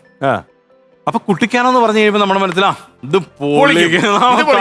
പൊളിച്ചടുക്കും, അടിച്ചു പൊളി. ഞങ്ങൾ അവിടെ ചെല്ലുന്നു, ബാബുച്ചേട്ടനെ കാണുന്നു, ആഘോഷം. ഉത്സാഹ കമ്മിറ്റി എന്നാണ് പേര് തന്നെ, പടത്തിന്റെ പേരും. വൈകിട്ടായപ്പം ഉത്സാഹ കമ്മിറ്റിയുടെ വർക്ക് കാര്യങ്ങളൊക്കെ തുടങ്ങുന്നു. ജയറാമേട്ടൻ തുടങ്ങുന്നു. അപ്പൊ ഞങ്ങൾക്ക് ജയറാമേട്ടൻ മോനെ നമ്മൾ പൊളിക്കും, നമ്മൾ ഈ സിനിമ നമ്മൾ തകർക്കും, ഇന്ന് വൈകിട്ട് എന്താ എന്ന് പറഞ്ഞ് ഭയങ്കര സ്വപ്നങ്ങളൊക്കെ ബിൽഡപ്പ് ചെയ്യുന്നു. വൈകിട്ട് ഞങ്ങൾ പൊളികൾ അങ്ങ് ആരംഭിക്കുന്നു. പൊളികളുടെ സമയം കൂടി നേരം വെളുക്കുന്നവരെ പൊളികൾ അങ്ങ് നേരം വെളുത്ത് കഴിഞ്ഞ് കഴിഞ്ഞപ്പം രാവിലെ നോക്കാൻ നേരത്ത് ബാബുച്ചേട്ടൻ പിറ്റേ ദിവസം എന്നോട് പറഞ്ഞാണ്, ബാബുച്ചേട്ടൻ രാവിലെ എത്ര ലേറ്റ് ആയെങ്കിലും രാവിലെ ജോഗിങ്ങിനൊക്കെ പോകുന്ന ഒരാളാണ്. ബാബുച്ചേട്ടൻ ചെല്ലാറ് നോക്കാത്ത ജയറാമേട്ടൻ ഡോറ് തുറന്ന് പുറത്തേക്ക് വരികയാണ്. കംപ്ലീറ്റ് ഭസ്മം, ഒരു 5-6 മാല. ജയറാമേട്ടന് മനസ്സിലായി 1 മാസം ഈ പൊളിക്കൽ തുടങ്ങി കഴിഞ്ഞാൽ പുള്ളിയുടെ അവസ്ഥ കട്ട പുകയാണ്. ബാബുച്ചേട്ടൻ ചോദിച്ചു, ജയറാമേട്ടാ ഇതെന്താ ഇത്? സ്വാമി ശരണം. രാവിലെ പോയി മാലയിട്ടു. എവിടെ? തൊട്ടടുത്തൊരു അമ്പലം ഉണ്ടെന്ന്. ആ പ്രദേശത്തെങ്ങും ഒരു വീട് പോലും ഇല്ല. അവിടെ പോയിട്ട് മാലയിട്ടുന്നു. 1 മാസം വ്രതം എന്ന് പറഞ്ഞിട്ട് ഞങ്ങളെ അങ്ങ് ഒഴിവാക്കി. പക്ഷെ ബാബുച്ചേട്ടൻ പറയുന്നത് എല്ലാ ദിവസവും 7 മണിയാകുമ്പം സ്വാമിയുടെ റൂമിലോട്ട് സോഡ പോകുന്നുണ്ടെന്ന് പറഞ്ഞു. അല്ലേ? ഓക്കെ, അതാണ് നമ്മുടെ അവസ്ഥ. എന്തായിരുന്നു? നമ്മൾ ഭയങ്കര രസമായിരുന്നു ബാബുച്ചേട്ടനെ. ഈ പറഞ്ഞ ബാബുച്ചേട്ടനാണെങ്കിലും ജയറാമേട്ടനാണെന്നുണ്ടെങ്കിലും കുറേ സിനിമകൾ, വളരെ കുറച്ച് സിനിമകൾ ഉണ്ടെന്നുണ്ടെങ്കിലും ചെയ്ത സിനിമകളെല്ലാം വളരെ എൻജോയ് ചെയ്ത ഒരു ടീമാണ്. അങ്ങനെ ഒരു സംഭവം ഉണ്ടല്ലേ? അതെ. ഷാജോൺ കുറച്ച് നടന്മാരെ അനുകരിക്കും, പക്ഷെ അതൊക്കെ സൂപ്പർ ആയിട്ടുണ്ട്. പ്രത്യേകിച്ച് ശങ്കരാടി ചേട്ടനൊക്കെ ഞാൻ ഇമിറ്റേറ്റ് ചെയ്തിട്ടുണ്ട്. പക്ഷെ ശങ്കരാടി ചേട്ടന്റെ കാര്യം പറയുമ്പോഴേ എനിക്കൊരു കഥ പറയാൻ എനിക്ക് ഓർമ്മ വരുന്നത്, കലാഭവനിൽ വിശ്വൻ എന്ന് പറഞ്ഞൊരു മിമിക്രി ആർട്ടിസ്റ്റ് ഉണ്ട്. കലാഭവൻ വിശ്വൻ എല്ലാവർക്കും, മിമിക്രിക്കാർക്ക് എല്ലാവർക്കും അറിയാം. ഒരു ജ്യേഷ്ഠ സഹോദരനെ പോലെ എല്ലാവരും ബഹുമാനിക്കുന്ന ആളാണ്. എന്നെ കഴിഞ്ഞ് മൂത്താണെങ്കിൽ ഞാൻ പേര് വിളിക്കുന്നുള്ളൂ. ഞങ്ങൾ വളരെ അടുത്ത സൗഹൃദമാണ്, സ്വന്തം സഹോദരങ്ങളെ പോലെയാണെന്നാണ് വിശ്വൻ്റെ ഒരു കഥയാണ്. കാര്യം ശങ്കരാടി എന്ന് പറഞ്ഞാൽ ഇപ്പോൾ ഉള്ള മിമിക്രിക്കാർക്ക്, മീൻസ് കുറച്ച് മുൻപുള്ള മിമിക്രിക്കാരെ അറിഞ്ഞു വരുന്നവർക്ക് മനസ്സിൽ ആദ്യം വിശ്വൻ്റെ മുഖമേ വരുള്ളൂ. കാര്യം അത്ര പെർഫെക്റ്റാണ്. കാര്യം വിശ്വനെ ഏത് ഉറക്കത്തിൽ വിളിച്ചാലും പക്ഷേ ശങ്കരാടി എന്ന് പറഞ്ഞാൽ അവിടെ നിൽക്കുക ഒരിത്തിരി തേങ്ങാപ്പിണാൻ, ഒരിത്തിരി പരുത്തിക്കുരു, പാലിങ്ങനെ ചാറ പറ എന്ന് പറഞ്ഞ ആളാ. ഏതൊരു ഉറക്കത്തിൽ വിളിച്ച് പറഞ്ഞാലും പറയുന്ന ഒരാളാണ്. അപ്പൊ ഈ ബെന്നിച്ചേട്ടന്റെ മുമ്പേ പാലായിലൊരു പരിപാടിയുടെ കാര്യം പറഞ്ഞില്ലേ, ബാലേന്ദ്ര എന്ന് പറഞ്ഞുകൊണ്ട് ഇതിന്റെ പെരുമ്പാവൂരാണ് വിശ്വൻ. അപ്പൊ വിശ്വൻ ആ സമയത്ത് വിശ്വന്റെ വൈഫ് സുജയായിട്ട് പ്രേമമൊക്കെ ഉള്ളൊരു സമയമാണ്. അപ്പൊ അവിടെ പെരുമ്പാവൂർ ഒരു പ്രോഗ്രാം. അപ്പൊ പെരുമ്പാവൂർ ഒരു പ്രോഗ്രാം ചെയ്ത് കഴിഞ്ഞപ്പോൾ വിശ്വൻ അല്ലെങ്കിൽ ഞങ്ങൾ ഇവനെ ഈ ശങ്കരാടി പറയാൻ മാത്രമേ കയറ്റാറുള്ളൂ.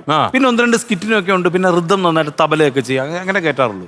അപ്പൊ ഈ സുജ ഫ്രണ്ടിൽ വന്നിരിക്കുന്നത് കണ്ടു കഴിഞ്ഞപ്പോൾ ഇവന് ശങ്കരാടി പറഞ്ഞ് ഭയങ്കര കയ്യടി. അവിടെ നിൽക്കാം ഒരൊത്തിരി തേങ്ങാപ്പിണ്ണാക്കെന്ന് പറഞ്ഞപ്പോൾ കയ്യടിയുടെ ബഹളാ. ഇവൻ വന്നിട്ട് എൻ്റെ ചേട്ടച്ചാരോട് പറഞ്ഞു, ശുഭു എടാ മമ്മൂട്ടി ഞാൻ പറയാം മമ്മൂട്ടി എന്ന് പറഞ്ഞു. അച്ഛൻ പറഞ്ഞു, വിശ്വ നീ മമ്മൂട്ടി പറയോ? പിന്നെ മമ്മൂട്ടി പറയാം, സുചരിക്കല്ലേ മമ്മൂട്ടി പറയാം, ഞാൻ പറയില്ലേ മമ്മൂട്ടി പറയില്ലേ എന്ന് പറഞ്ഞു. അച്ഛൻ പറഞ്ഞു എന്നാ ശരി പറയാന്ന് പറഞ്ഞിട്ട് ഇവനെ കയറ്റി വിട്ട് ഞങ്ങളെല്ലാവരും സൈഡിൽ വന്ന് ഇങ്ങനെ നോക്കി നിൽക്കുക. എങ്ങനെ മമ്മൂട്ടി പറയും? മമ്മൂട്ടി അപ്പൊ ആ സമയത്ത് വാത്സല്യം കത്തി നിൽക്കുന്ന സമയമാണ്. ഇവൻ ഇങ്ങനെ വന്ന് സുജയനെ ഇങ്ങനെ നോക്കി, സുജയ് ഇങ്ങനെ കൈയടിക്കാൻ റെഡിയായിട്ട് നിൽക്കുക. ഇവൻ വന്നിട്ട് മേലേടത്ത് രാഘവനാരി ചേട്ട തന്നെ ആരും മിണ്ടുന്നില്ല. ഒരു കൂവൽ അങ്ങോട്ട് തുടങ്ങിയിട്ട് എല്ലാരും ഞെട്ടി നിൽക്കുക. ഉടനെ വിശ്വന് ഒരു സെക്കൻഡ് ഒന്ന് സ്റ്റക്കായിട്ട് ജപ്തി ചെയ്ത് പടിയിറങ്ങുന്ന കാണാൻ പാടില്ല എന്ന് പറഞ്ഞ് കുഞ്ഞമാമ ഇവിടെ നിന്ന് ഇറങ്ങി. ഒരിത്തിരി തേങ്ങാപ്പിണ്ണാക്ക് അവിടെ വീണ്ടും നേരെ ശങ്കരാടി, നേരെ മമ്മൂക്കയുടെ വോയിസ് നേരെ ശങ്കരാടി കൈയടിച്ച് അന്ന് സുജ പോയതാ. പിന്നെ ഞങ്ങൾ കുറെ സംസാരിച്ചിട്ടാണ് ഇപ്പൊ കല്യാണം കഴിഞ്ഞൊരു മോളൊക്കെ ആയിട്ട് സുഖമായിട്ട് ജീവിക്കുന്നു. കുഴപ്പമില്ലല്ലേ? ഈ ഒരു പടം കാണിച്ചു. ശരി. ഇത് കലാഭവന്റെ വേൾഡ് ടൂറാണ്. ഇത് കലാഭവന്റെ ഒരു വേൾഡ് ടൂർ. ഞങ്ങള് 99-2000 ആബേലച്ചനും ഒക്കെ ആയിട്ടൊരു 10-12 രാജ്യങ്ങളിൽ പോയിരുന്നു. ആലപ്പുഴ കൊണ്ടിറങ്ങിയ പോലീസ് ആളാ നിൽക്കുന്നത്. അതങ്ങനെ ഓപ്പൺ സാർ പറയല്ലേ. പ്രചോദനം ഇപ്പോഴും ഒരു മാറ്റമില്ല കേട്ടോ. ഇതുപോലെ തന്നെ കുറച്ചൊരു മുടി വളർന്നെങ്കിലേ ഉള്ളൂ. ഷാജോൺ, എന്തോ താങ്കൾ വർഷങ്ങൾക്ക് മുമ്പ് സുരാജ് വെഞ്ഞാറമൂട് നായകനായി അഭിനയിച്ച ചിത്രത്തിൽ അഭിനയിക്കാൻ ചെന്ന സമയത്ത് ഒരു ആരാധകൻ താങ്കളെ വീട്ടിലേക്ക് ക്ഷണിച്ചു. താങ്കൾ വീട്ടിൽ പോയി. അങ്ങനെ ക്ഷണിച്ചാലൊക്കെ പോവല്ലേ? അവിടെ ചെന്നാൽ ഇവരും അറിയുകയും ചെയ്യും. അതൊരു വലിയ രസകരമായ ഒരു സംഭവമാണ്. പക്ഷെ അത് ഞാൻ വളരെ പോസിറ്റീവായിട്ടാണ് അത് എടുക്കുന്നത്. അത് സുരാജ് നായകനാവുന്ന ഒരു പടം വേണ്ടതാണ് എന്റെ ഷൂട്ട്. ഗർഭശ്രീമാൻ ഗർഭശ്രീമാൻ അപ്പൊ നമ്മുടെ ചാനലിൽ അത് ഇരിക്കുന്നത് ആണല്ലേ? ഓക്കെ. അത് ഇടയ്ക്കിടയ്ക്ക് നമ്മൾ ഇട്ട് കാണിക്കുന്നുണ്ട്. അപ്പൊ അങ്ങനെ ഷൂട്ട് നടന്നുകൊണ്ടിരിക്കുമ്പം സുരാജിനോട് ഫോട്ടോ എടുക്കാൻ തൊട്ടപ്പുറത്തെ ഒരാൾ വന്നു. ഫോട്ടോ എടുത്തു കഴിഞ്ഞാൽ എന്നെ കണ്ട് ദൃശ്യത്തിലെ സഹദേവൻ. ഞാൻ പറഞ്ഞത് എന്റെ പൊന്നോ താൻ ഇവിടെ ഉണ്ടെന്ന് അറിഞ്ഞില്ലല്ലോ. അയ്യോ എന്റെ വീട് തൊട്ടപ്പുറത്ത് ഒന്ന് വരൂ പ്ലീസ്. ഞാൻ പറഞ്ഞില്ല ചേട്ടാ ഇവിടെ ഷൂട്ട്. അയ്യോ വരാൻ പറ്റില്ല എന്ന് ഒന്ന് പറഞ്ഞാൽ ഞാൻ ഫാമിലിയായിട്ട് വെയിറ്റ് ചെയ്തിരിക്കും. നിങ്ങളുള്ള കാര്യം പറഞ്ഞില്ല. പറഞ്ഞു സുരാജ് എന്നെ പറയാതിരുന്നു. എന്റെ പൊന്ന് ഒന്ന് പറഞ്ഞ പ്ലീസ് പറഞ്ഞു. ഇയാള് ഭയങ്കര സ്നേഹം കാര്യങ്ങളൊക്കെ ആയിട്ട് ഞാൻ ഇങ്ങനെ ഇരിക്കും. അപ്പൊ സുരാജോട് പറഞ്ഞാൽ നീ ഒന്ന് ചെല്ലോട്ടോ, ഒന്ന് എന്തായാലും നീ ഒന്ന് ചെന്നില്ല മോശമല്ലേ ചെല്ല് എന്ന് പറഞ്ഞിട്ട് ഞാൻ നേരെ ചെന്ന് കഴിഞ്ഞപ്പോ ഈ പുള്ളി ഫ്രണ്ടിലോട്ട് ഇങ്ങനെ ഇറങ്ങി വരുമോ, ഞാൻ അങ്ങോട്ട് കയറിച്ചില്ല. അയ്യോ സുമേ നോക്കേ ആരാ വന്നിരിക്കുന്നത്? സഹദേവൻ വന്നിരിക്കും. സഹദേവൻ എന്ന് പറഞ്ഞു കഴിഞ്ഞപ്പോ ഭാര്യ കൊച്ചിന് ഭക്ഷണം വന്നോണ്ടിരിക്കുകയാണ്. വന്ന ഉടനെ ഇയാൾ ഇങ്ങിതാന്ന് പറഞ്ഞ് കൊച്ചിനെ ഇങ്ങെടുത്ത് ധാരാന്നറിയാവോ? സഹദേവനാണ്. മറ്റേ കൊച്ചിനെ ചവിട്ടിയില്ലേ, കഴിച്ചോ അല്ലെങ്കിൽ ഇപ്പൊ ഈ അങ്കളി ചവിട്ടും എന്ന് പറഞ്ഞ കൊച്ചു തന്നെ പാത്രത്തിരുന്ന് മുഴുവൻ എടുത്ത് വാരി കഴിച്ച് ആ പേടിയിൽ ഭാര്യയും ഭക്ഷണം കഴിച്ചു ഭർത്താവും കഴിച്ച് കിടന്നുറങ്ങിയെന്നാണ് ഞാൻ അറിഞ്ഞത്. അങ്ങനെ ഒരു സംഭവം ഉണ്ടായിട്ടുണ്ട്. അപ്പോഴേ നമ്മൾ സ്ഥലം വിട്ടു. ഞാൻ സ്ഥലം വിട്ടോന്ന് പിന്നെ നിൽക്കോടെ ഞാൻ വന്ന് സുരാജിനെ പറയാത്തൊന്നുമില്ല. പക്ഷെ അതൊരു അംഗീകാരമായിട്ടാണ് ഞാൻ. അത് സൂപ്പർ. കാര്യം നമ്മുടെ മുഖം കാണിച്ച് ആ കൊച്ചു പേടിക്കണമെന്നുണ്ടെങ്കിൽ ആ സിനിമ അത്രയധികം ആ കുട്ടിയുടെ മനസ്സിൽ കയറിയിട്ടുണ്ടെന്ന്. അതെ. അല്ല അത് കണ്ടവരെല്ലാം പേടിച്ചിട്ടുണ്ട്. ഒന്നാമത് എന്നാ മാതിരി ചവിട്ടായിരുന്നു ചവിട്ടി കോഴിക്കോട് കോട്ടയത്ത് പക്ഷേ പറഞ്ഞു അല്ലേ എന്നാ ചവിട്ടാണ് ചവിട്ട്. ട്രിവാൻഡ്രം നിന്നുകൊണ്ട് ഷാജോൺ നീട്ടി ഒരു വിളിക്കുന്നു കഴക്കൂട്ടത്തേക്ക്. അമ്മാവാ. അയ്യോ പ്രേംകുമാർ. അതെ. പ്രേമചേട്ടനെ ഞാൻ പോലെ അന്ന് ഇമിറ്റേറ്റ് ചെയ്തോണ്ട് ആ സമയത്തൊക്കെ ഈ പ്രേംകുമാറിന്റെ അമ്മാവ വിളി കുറെ കേട്ടോ. അയ്യോ പിന്നെ ഒരുപാട് ഇമിറ്റേറ്റ് ചെയ്തിട്ടുണ്ട്. വിളിക്കുന്നതിനൊക്കെ നന്നായിട്ട് മ്യൂക്രിക്കാർ വിളിച്ചു. അതെ ഒരുപാട് ചെയ്തിട്ടുണ്ട്. ഞാൻ ഒന്ന് ശ്രമിക്കാം സാറേ. അമ്മാവാ വല്യമ്മാവാ ക്രൗഞ്ചപ്പക്ഷികളെ അമ്പെയ്ത് വീഴ്ത്തുന്ന കട്ടാളനല്ല ഈ കക്കിക്കുള്ളിൽ ഒരു കവിയുണ്ട്, ഒരു കലാഹൃദയമുണ്ട്. അമ്മാവാ.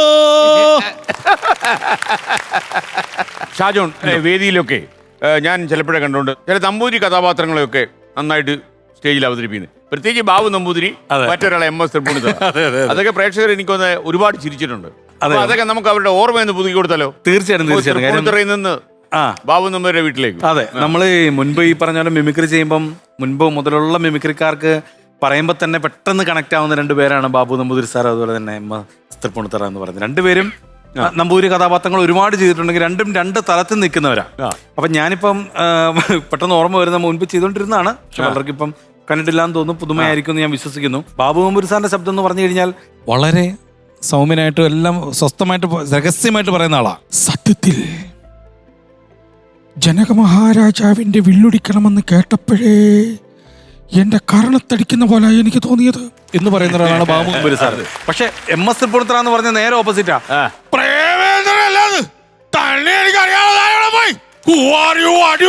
എന്ന് പറയുന്ന ഒരാളാണ്, നേരെ ഓപ്പോസിറ്റാ. അപ്പൊ ഞാൻ വിചാരിച്ചു ഇവരെയൊക്കെ ചെയ്യിക്കാൻ പറ്റുന്ന ചില ക്യാരക്ടേഴ്സ് ഉണ്ട്. അപ്പൊ ബാബു നമ്പൂരി സാറിന് ഒരു ആദിരാത്രിയൊക്കെ കൊടുത്തു കഴിഞ്ഞാല് ഓക്കെയാണ് അല്ലേ? ഇങ്ങോട്ടടുത്തിരിക്കുക, പാലിങ്ങോട്ടെടുക്കുക, ഒരു ഉമ്മ തരുവോ ഒക്കെ ചോദിച്ചാൽ ഓക്കെ. MS തൃപ്പൂണിത്തുറ സാറാണെങ്കിൽ മറ്റേ പോലീസുകാരനൊക്കെ ആയിട്ട് ഗെറ്റ് ഔട്ട് അല്ലേ തന്നെ വെടിവെച്ച് കളയെന്നൊക്കെ പറഞ്ഞു ഒച്ചത്തിൽ പറയാം. പക്ഷെ നേരെ ഓപ്പോസിറ്റ് ആയിട്ട് ബാബു നമ്പൂതിരി സാറിന് നേരെ കൊണ്ടുവന്ന് പോലീസാക്കി കഴിഞ്ഞാലോ, യു ആർ അണ്ടർ അറസ്റ്റ്, ഞാൻ നിങ്ങളെ ഷൂട്ട് ചെയ്യുമെന്ന് പറഞ്ഞു കഴിഞ്ഞാൽ ഒരു കള്ളനും ഇവിടുന്ന് പോകത്തില്ല. അതേപോലെ തന്നെ ആദ്യരാത്രി കൊണ്ട് MS തൃപ്പൂണിത്തുറനെ ഇരുത്തിയാലും കുഴപ്പമാ. ഇങ്ങോട്ടാണ് തിരിക്കുക, ഒരു ഉമ്മ തരിക, ഞാനൊന്ന് കെട്ടിപ്പിടിക്കട്ടെ എന്ന് പറഞ്ഞു കഴിഞ്ഞാൽ പഞ്ചായത്ത് കംപ്ലീറ്റ് എഴുന്നേൽക്കുകയും ചെയ്യും, ലൈറ്റ് വിടും. ഷാജോൺ, സാധാരണ നമ്മളിപ്പം ഒരുപാട് വേദികളിലൊക്കെ പ്രോഗ്രാം ചെയ്യുമ്പോൾ ചില പ്രോഗ്രാം പൊളിഞ്ഞു പോകുന്നൊക്കെ സ്വാഭാവികം, തീർച്ചയായും അല്ലേ? അപ്പൊ അങ്ങനെ ഈ പൊളിഞ്ഞു പാളീസായി ആള് കൂല് സഹിക്കാവോ അത് വേദി വിട്ട് ഓടിപ്പോയ കേസ് വല്ലതും ഉണ്ടോ? കൂകി പാളിസായിട്ടുള്ള അല്ലെങ്കിൽ കൂല് മേടിച്ചിട്ടുള്ള ഒരുപാട് സ്ഥലങ്ങളൊക്കെ ഉണ്ട്. എനിക്ക് ഇപ്പൊ നമ്മളൊരു സ്റ്റേജില് നസീർക്കയുടെ കോട്ടയം നസീർക്കയുടെ ഷോയാണ്. അപ്പൊ ആ ഷോയ്ക്ക് ലേറ്റ് ആയിട്ടാണ് ചെന്നത്. കാര്യം അത് എന്തോ ഒരു ശിവരാത്രി പരിപാടി എന്തോ അങ്ങനെ എന്തോ. അപ്പം ആദ്യം 7 മണിക്കൊരു ഷോ, അത് കഴിഞ്ഞാൽ 7 മണി കഴിഞ്ഞാൽ 7, 8, 9, 10 മണിക്ക് കഴിയുന്നു, 11 മണിക്ക് അടുത്ത ഷോ, അത് 12, 1 മണിയാവാൻ കഴിയുന്നു, 2 മണിക്ക് അടുത്ത ഷോ. ഇതാണ് അന്നത്തെ ചാർട്ട്. 7 മണിക്കുള്ള ഷോ തുടങ്ങിയപ്പോൾ തന്നെ 10 മണിയായി, കഴിയേണ്ട സമയമായി. ഇതനുസരിച്ച് അങ്ങോട്ട് പ്രോഗ്രാമുകളുടെ ഇത് കൂടിക്കൊണ്ടിരിക്കുക. അപ്പം ലാസ്റ്റ് ഷോയുടെ അവിടെ ചെന്ന് കഴിഞ്ഞപ്പോൾ അറിയാം അടി ഉറപ്പാണെന്നറിയാം, അടി ഉറപ്പാണെന്ന്. അപ്പൊ ഈ അലക്സ് എന്ന് പറയുന്ന നമ്മുടെ കോട്ടയം അലക്സ് എന്ന് പറഞ്ഞ ആർട്ടിസ്റ്റ് ഉണ്ട്, എനിക്കൊന്ന് മിമിക്രിക്കാരൊക്കെ അറിയായിരിക്കും. അലക്സേ സോറി അളിയാ, അലക്സ് അവനോട് ഒരു മാപ്പ് പറഞ്ഞേക്കാം. അവനാണ് ഈ ലാസ്റ്റ് ഷോ പിടിച്ചേക്കുന്നത്. അപ്പൊ അവൻ പറഞ്ഞു കുഴപ്പമില്ല, നമുക്ക് കൊണ്ട് ചെല്ലാം. അപ്പൊ അവിടെ എത്താറാൻ വേണ്ടി 4, 5 മണിയൊക്കെ എന്തോ ആയി. അവിടെ എന്തോ 2, 2:30 എന്തോ ഷോ പിടിച്ചിരുന്നു. അവിടെ 5 മണിയൊക്കെ ആയി, നേരം വെളുത്തൊക്കെ തുടങ്ങി. അപ്പൊ ഇവൻ പറഞ്ഞു കുഴപ്പമില്ല, ഞാനൊരു ഐഡിയ പറഞ്ഞുതരാന്ന് പറഞ്ഞു. ഇവൻ പോകുന്ന വഴിക്ക് ഇവന്റെ ഒരു അമ്മയുടെ വീട്ടിൽ കയറിയിട്ട് അവിടെ നിന്ന് 1-2 തൊട്ടി വെള്ളം കൊണ്ടുവന്നിട്ട് ഈ ടെമ്പോ ട്രാവലർ അന്ന് ടെമ്പോ ട്രാവലറിന്റെ മുകളിലോട്ടൊക്കെ അങ്ങോട്ട് ഒഴിച്ച് നേരെ ചെന്ന് സ്റ്റേജിൻ്റെ അങ്ങോട്ട് ചെന്ന് നിൽക്കുക. അപ്പോൾ 5-6 പേര് കമ്മിറ്റിക്കാർ മാത്രമേ ഉള്ളൂ. കുട്ടി ചെന്നിരുന്ന അലക്സ് ആണ് ആദ്യം ഇറങ്ങി ചെല്ലുന്നത്. എൻ്റെ പൊന്ന് സാറേ ഒന്നും പറയണ്ട, കംപ്ലീറ്റ് മഴ വരുന്ന വഴിക്ക് മഴയെന്ന് പറഞ്ഞ് ഇതുപോലെ ഇടിവെട്ടി ഒരു മഴയുണ്ടോ, മൊത്തം കുഴപ്പമെന്ന് പറഞ്ഞ് കമ്മിറ്റിക്കാരാണല്ലേ, അത് കൊള്ളാം എന്ന് പറഞ്ഞ് ഇവർ നോക്കുമ്പോൾ ടയർ മാത്രം നനഞ്ഞിട്ടില്ല. ടയറും കൂടെ നനയ്ക്കട്ടെ, ഇവന്റെ ബുദ്ധി ടയറും കൂടെ നനയ്ക്കട്ടെ. ഇവൻ ടയർ നനച്ചില്ല, മേലുവശം മാത്രമേ നനച്ചുള്ളൂ. ഉടനെ അലക്സിനെ അങ്ങ് പിടിച്ചിട്ട് പറഞ്ഞു, അലക്സ് എടാ നീ എങ്ങനെയാടാ, നിങ്ങൾ എങ്ങനെ പറന്നാണോ വന്നത്, റോട്ടിൽ കൂടെ വണ്ടി ഓടിച്ചല്ലേ വരുന്നത്, ടയർ നനഞ്ഞിട്ടില്ല എന്ന് പറഞ്ഞപ്പോൾ തന്നെ ഇവന്റെ മുഖം മാറി. അപ്പം ഞങ്ങൾ പയ്യെ പക്രൂവിനെ ഇറക്കി അങ്ങ് വിട്ടു. പക്രൂവിനെ ഇറക്കി വിട്ടുകൊണ്ട് ഇവരൊന്ന് സ്വസ്ഥമായി. ഇവർ പറഞ്ഞു ഹാജി വാ നസീർക്ക് വാ നിങ്ങൾ വാ, എല്ലാം റെഡിയാക്കിയിട്ടുണ്ട്, കുഴപ്പമില്ല, ഇന്നിവിടെ നിന്നിട്ട് വൈകിട്ട് പ്രോഗ്രാമൊക്കെ ചെയ്തിട്ട് നാളെ രാവിലെ പോവാം. പിറ്റേ ദിവസം പ്രോഗ്രാം ഉള്ളതാണ്, ഒന്നും മിണ്ടാൻ പറ്റത്തില്ല, ലേറ്റ് ആയി പോലെ വാ എന്ന് പറഞ്ഞ് കൊണ്ടുപോകും. അപ്പോൾ അലക്സ് പറഞ്ഞ് അല്ല ഞാൻ ഐഡിയക്കാരൻ അവിടെ നിൽക്കുക എന്ന് പറഞ്ഞ് ഇവരവിടെ നിർത്തിയേക്കുക. ഞങ്ങളെല്ലാം കൊണ്ടുപോയി കിടക്കാനുള്ള സ്ഥലമൊക്കെ തന്ന് ഇവർ പുറത്തുനിന്ന് പൂട്ടി. പിറ്റേ ദിവസം പ്രോഗ്രാം കഴിഞ്ഞേ വിടുകയുള്ളൂ. അലക്സിനെ വേറെ എങ്ങോട്ടോ കൊണ്ടുപോയി. കുറച്ച് കഴിയുമ്പോൾ ഞങ്ങൾ പറഞ്ഞു അതേ മഴ കൊണ്ടുപോയി നാളെ വേറെ മഴ ഐഡിയ പറഞ്ഞ ആളെ വേറെ കൊണ്ടുപോയി. അപ്പം ഞങ്ങൾ വേറെ അലക്സിനെ പോയി നോക്കണ്ടേ എന്ന് പറഞ്ഞുകൊണ്ട് ഞങ്ങൾ അവിടെ നസീർക്കാട് 1-2 ഫ്രണ്ട്സ് ഉണ്ട്, അവരോട് പറഞ്ഞു എടാ നിങ്ങളൊന്ന് പോയി നോക്കി, അലക്സിനെ അവർ ഇടിക്കുന്നുണ്ടോ ഇടിക്കരുതെന്ന് പറയാം, കുഴപ്പമില്ല നാളെ പ്രോഗ്രാം ഉള്ളവർ അവൻ ചത്തുപോകുമെന്ന് പറഞ്ഞിട്ട് ഇവന്മാരെ പറഞ്ഞിട്ട് ഇവർ ചെന്ന് നോക്കുമ്പം അലക്സിനെ ഒരു റൂമിനകത്ത് പൂട്ടിയിട്ടേക്കുക. ഇവന് കൊടുത്തിരിക്കുന്ന ശിക്ഷ എന്ന് പറഞ്ഞു കഴിഞ്ഞാൽ ഒരു ക്യാരംസ് ബോർഡ് വെച്ച് കൊടുത്തിരിക്കുക, ഇത് കളിക്കുക, ഇവിടുന്ന് അടിക്കുക, നേരെ ഇപ്പുറത്ത് വരിക, ഇവിടെ നേരെ അപ്പുറത്ത് വരിക, അവിടെ നിന്ന് അടിക്കുക. പിറ്റേ ദിവസം വൈകുന്നേരം 5 മണി വരെയാ അടിയെ, ഉറങ്ങാൻ പാടില്ല. ഈ കറങ്ങി നടന്ന് ക്യാരംസ് കളിച്ചോണം. ക്യാരംസ് കളിക്കുക, 5 മണിക്ക് തീർക്കുക, 6 മണിക്ക് കുളിക്കുക, 7 മണിക്ക് ഷോ. ഇതായിരുന്നു അന്നത്തെ കണ്ടീഷൻ. അല്ല പിറ്റേത്തെ പ്രോഗ്രാം പ്രശ്നമായോ? പിന്നെ അത് പ്രോഗ്രാമൊക്കെ ഗംഭീര ഷോ, കോട്ടയം നസീർക്കയുടെ ഷോയിലേക്ക് പ്രോഗ്രാമൊക്കെ ഉഗ്രനാണ്. നമ്മൾ ചെല്ലാൻ ലേറ്റ് ആയപ്പോ അതാണ് പ്രശ്നമായത്. ഷാജുവിന് പൂവാല റിസോർട്ടിൽ താമസിച്ചല്ലോ, നമ്മൾ പറഞ്ഞ പ്രസ്തുത ബാലേന്ദ്രമേനോന്റെ സിനിമയായിരുന്നു അത്. അതെ. അവിടെ എന്തോ ഒരു സംഭവം ഉണ്ടായല്ലോ. എത്ര പേരോട് പറഞ്ഞാൽ വിശ്വസിക്കും, അതൊരു തോന്നലാണെന്ന് തന്നെയാണെന്ന് എനിക്ക് ഉറപ്പായിട്ട് അറിയാം. അല്ലാതെ അങ്ങനെ ഒരു വേറൊരു കാര്യങ്ങളൊന്നും ഇല്ലാന്ന് എനിക്കറിയാം. പക്ഷെ ഞാൻ നേരിട്ട് എക്സ്പീരിയൻസ് ചെയ്തൊരു കാര്യമാണ് അത്, മറ്റൊന്നുമല്ല. പൂവാർ നമ്മുടെ മേനോൻ സാറിന്റെ ഡയറക്ട് ചെയ്ത ഞാൻ സംവിധാനം ചെയ്യും എന്ന് പറഞ്ഞൊരു പടം അദ്ദേഹം ഒരു ഗ്യാപ്പ് ചെയ്തിരുന്നു. അവിടെ ചെന്നപ്പോൾ തന്നെ നമ്മൾ ചില സ്ഥലത്തോട്ട് ചെല്ലുമ്പോൾ നമുക്കൊരു നെഗറ്റീവ് വൈബ് ഫീൽ ചെയ്യുന്നു. ഞാൻ ഇങ്ങനെ അതിനകത്ത് കയറി ചെന്ന് കഴിഞ്ഞപ്പോൾ തന്നെ ഈ മറ്റേ രവിവർമ്മ ചിത്രങ്ങൾ ഇങ്ങനെ കുടം പിടിച്ച് നിൽക്കുന്നു, ഇങ്ങനെ കിടക്കും, അങ്ങനെ കുറേ പേരുടെ ഫോട്ടോസും കാര്യങ്ങളൊക്കെ ഉണ്ട്. ഇങ്ങനെയൊക്കെ നോക്കി അന്ന് ഷൂട്ട് കുറച്ച് ലേറ്റ് ആയിട്ടാണ് കഴിഞ്ഞത്. അപ്പോൾ പ്രേമചേട്ടനോട് സംസാരിച്ചു. അപ്പോൾ പ്രേമചേട്ടൻ പറഞ്ഞു, ഷാജോണേ ചിലപ്പോൾ ഞാനൊന്ന് വീട്ടിൽ പോകും, ഈ ട്രിവാൻഡ്രമാണല്ലോ, ഞാൻ പോയിട്ട് രാവിലെ ഇങ്ങനെ വരും എന്നൊക്കെ പ്രേമചേട്ടൻ പറയുന്നുണ്ട്. അപ്പോൾ ഞാൻ പറഞ്ഞാൽ ശരി കേട്ടോ എന്നൊക്കെ പറഞ്ഞ് ഞാൻ ഭക്ഷണമെല്ലാം കഴിഞ്ഞ് ഇങ്ങനെ കിടക്കുമ്പോൾ ഈ ഡോറിൻ്റെ ഗ്ലാസ്സാണ് ഡോറിന്. അപ്പോൾ ഒരു വൈറ്റ് കർട്ടൻ മാത്രമുണ്ട്. അപ്പം നമ്മളിങ്ങനെ ബെഡിൽ കിടന്ന് നോക്കുമ്പോൾ പുറത്താരെങ്കിലും വന്ന് നിന്നാൽ നമുക്ക് കാണാം. അപ്പോൾ ഇതൊക്കെ നമുക്ക് എന്തോ ഒരു കംഫർട്ടല്ല, നമ്മൾ മനസ്സിലായല്ലോ, ഒരു റൂമിൽ. ഞാൻ ഇങ്ങനെ നോക്കി കിടന്ന് എപ്പോഴോ ഉറങ്ങിപ്പോയിട്ട് ഞാൻ ഇങ്ങനെ പിന്നെ എൻ്റെ ഓർമ്മയിൽ ഞാൻ കാണുന്നു പറഞ്ഞു കഴിഞ്ഞാൽ എൻ്റെ അടുത്ത് എൻ്റെ വൈഫ് കിടപ്പുണ്ട്. ഞാൻ വൈഫിനെ ഇങ്ങനെ കെട്ടിപ്പിടിച്ച് ഇങ്ങനെ കിടക്കുകയാണ്. കുറച്ച് നേരം കഴിഞ്ഞപ്പോൾ ഇത് ഇങ്ങനെ ഒരു ഡൗട്ട് തോന്നി. ഞാൻ വൈഫിനെ നോക്കുന്നു. അപ്പം ഈ കിടക്കുന്ന പെണ്ണിങ്ങനെ വളരെ ഭയങ്കര വെളുപ്പുള്ളൊരു പെൺകുട്ടി. ആ പെൺകുട്ടി നേരെ തിരിഞ്ഞിട്ട് എൻ്റെ മുഖത്തോട്ട് നോക്കി, ഭാര്യയാന്ന് ഓർത്തല്ലേ എന്ന് ചോദിച്ചു എന്ന് പറഞ്ഞ് ഞാൻ ചാടി അങ്ങ് എഴുന്നേറ്റ്. എനിക്കതിന് മുൻപോ അതിന് ശേഷമോ അങ്ങനെ ഒരു ഇൻസിഡന്റ് എൻ്റെ ലൈഫിൽ ഉണ്ടായിട്ടില്ല. പക്ഷെ ഇത് ഞാൻ എക്സ്പീരിയൻസ് ചെയ്തൊരു കാര്യമാണ്. ഒരു പക്ഷേ എനിക്ക് തോന്നുന്നു ആ രവിവർമ്മ ചിത്രങ്ങളൊക്കെ കണ്ടതുകൊണ്ടും ആ റൂമിലോട്ട് കയറിയപ്പോൾ ഉണ്ടായ നമ്മുടെ ഒരു നെഗറ്റീവ് എനർജി കൊണ്ടൊക്കെ തോന്നിയതായിരിക്കും. ഇത് ഭാര്യയോട് പറഞ്ഞായിരുന്നോ? ഭാര്യയോട് പറഞ്ഞു. അവൾ എന്നെ ഒരുപാട് ഇടിക്കുകയും ചെയ്തു. സത്യം നിങ്ങൾ ആരോടെങ്കിലും അവിടെ വരാൻ പറഞ്ഞിരുന്നു? ഇത് കോമഡി ഒന്നല്ല. ഇത് ഞാൻ എൻ്റെ ഒരു ഫ്രണ്ടിൻ്റെ അമ്മച്ചോട് പറഞ്ഞിട്ട് ഞാനിത് എല്ലാവരോടും പറയുമ്പോൾ എല്ലാവരും വളരെ പേടിയോടെ കേൾക്കുന്നു. ആണോ ഷാജോൺ എന്നിട്ട് അത് കഴിഞ്ഞ് എന്തൊക്കെ ചോദിക്കുന്നത്? റൂബിന്റെ അമ്മ ചോദിച്ചെന്ന് പറഞ്ഞാൽ എന്നിട്ട് ആ പെൺകുട്ടീനെ എപ്പോ വിട്ടു അവിടുന്ന് ഒറ്റ ചോദ്യം. ഞാൻ പറഞ്ഞു അപ്പോഴാണ് ഓർത്തത് ദൈവം ഇതിന് ഇങ്ങനൊരു വേഷമുണ്ടല്ലോ. ഇനിയിപ്പോ നമുക്ക് 1 കോടി അടിക്കണ്ടേ? പിന്നെ അടിക്കണം. 3 ഹെൽപ്പ് ലൈൻ ഉണ്ട്. ഒരു ഹെൽപ്പ് ലൈൻ കുട്ടേട്ടൻ, മറ്റൊരു ഹെൽപ്പ് ലൈൻ ഡോക്ടർ മിറാഷ് എന്ന് പറഞ്ഞാൽ അത് ഇവിടെ വരും. മൂന്നാമത്തെ ആളെന്ന് വെച്ചാൽ PSC രാജു. PSC രാജുവിന്റെ പ്രത്യേകത PSC പരീക്ഷകളെല്ലാം എഴുതി കൃത്യമായി തോക്കുന്ന ആളാണ്. അപ്പൊ നല്ല അറിവുള്ള ആളാണ്. പക്ഷെ അത് കടലാസിലേക്ക് രൂപപ്പെടുത്തിയാൽ തോറ്റു. അപ്പൊ നമുക്ക് ഫസ്റ്റ് ക്വസ്റ്റ്യൻ 10,000 രൂപയുടെ ചോദ്യം, 10,000 rupees.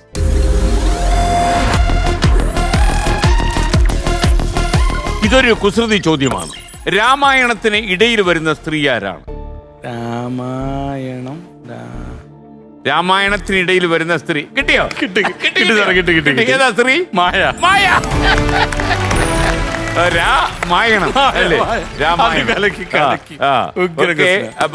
അപ്പോ രാമായണമാണ്. രാമായണം ഇരുട്ട് മാറണം അല്ലേ? ഇരുട്ട് മാറി 10,000 രൂപ കിട്ടി. 10,000 rupees. അടുത്ത ചോദ്യം 20,000 rupees. ഇനി ഒരു ട്യൂൺ കേൾപ്പിക്കാം. ഒരു പാട്ടിന്റെ തുടക്കത്തിലെ ട്യൂണാണ്. പാട്ട് ഏതാന്ന് പറയണം. ഓക്കെ. ഏത് മലയാള സിനിമാ ഗാനത്തിന്റെ തുടക്കമാണിത്? പൂങ്കാറ്റേ പോയി ചൊല്ലാമോ, തെക്കൻ പൂങ്കാറ്റേ പോയി ചൊല്ലാമോ, കള്ളക്കണ്ണുള്ള എൻ കാമുകനോട്, കള്ളക്കണ്ണുള്ള എൻ കാമുകനോട് എൻ്റെ ഉള്ളിലുള്ള മോഹമൊന്ന് ചൊല്ലാമോ നീ, പൂങ്കാറ്റേ പോയി ചൊല്ലാമോ. ചൊല്ലി 20,000 രൂപ കിട്ടി. ഉത്തരം കറക്റ്റ്. പാടാനുള്ള കഴിവുകൊണ്ട് എന്താ ഗുണമല്ലേ? പാടി പൈസ വാങ്ങിച്ചു. പാടി. അപ്പൊ 30,000 രൂപയുടെ ചോദ്യത്തിലേക്ക് തേർഡ് ക്വസ്റ്റ്യൻ.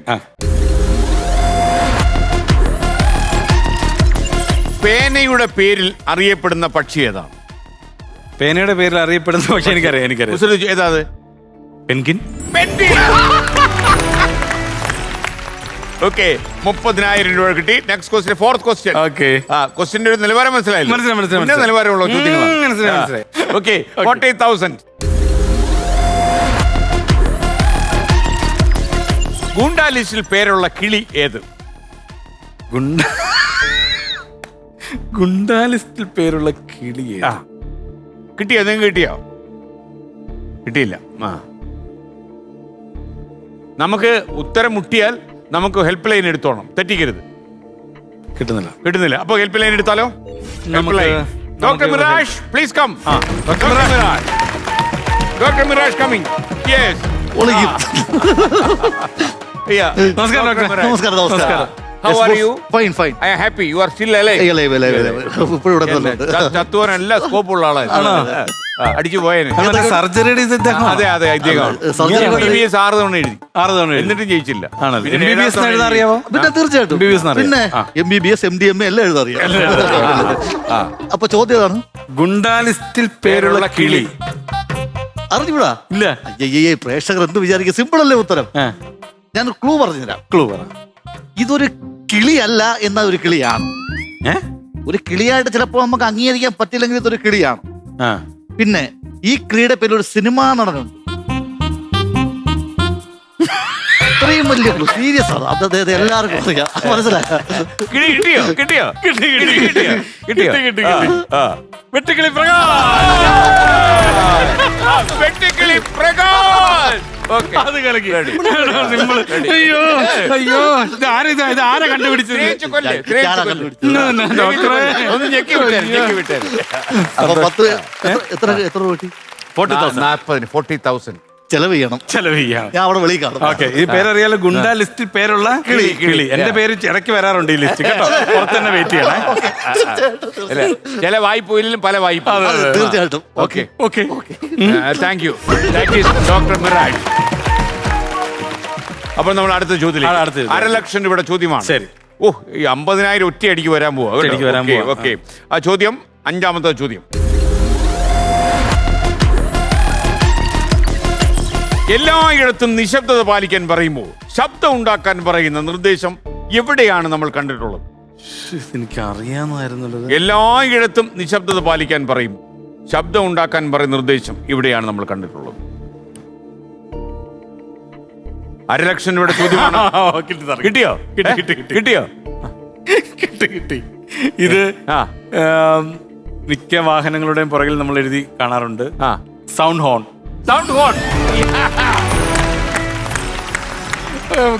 വാഹനങ്ങളുടെ പിറകിലാണ് ഇത് കാണുന്നത്, സൗണ്ട് ഹോൺ.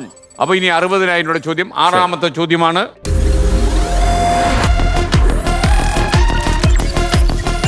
ലോക മാപ്പിൽ കാണുന്ന സീൽ ഏതാണ്? ലോക മാപ്പിൽ കാണുന്ന സീൽ എന്ന് പറയുമ്പോൾ ഏതെങ്കിലും രാജ്യവുമായിട്ട് ബന്ധപ്പെട്ടതായിരിക്കുമല്ലോ. ബ്രസീൽ. ഓക്കെ, അപ്പോ 60,000 രൂപ. Thank you sir. ഇനിയും ഇത് മിക്കവാറും ഒരൊറ്റ പോക്ക് പോയാൽ ഈ 1 കോടി ചെന്ന് തലമുട്ടാൻ സാധ്യത മടങ്ങും.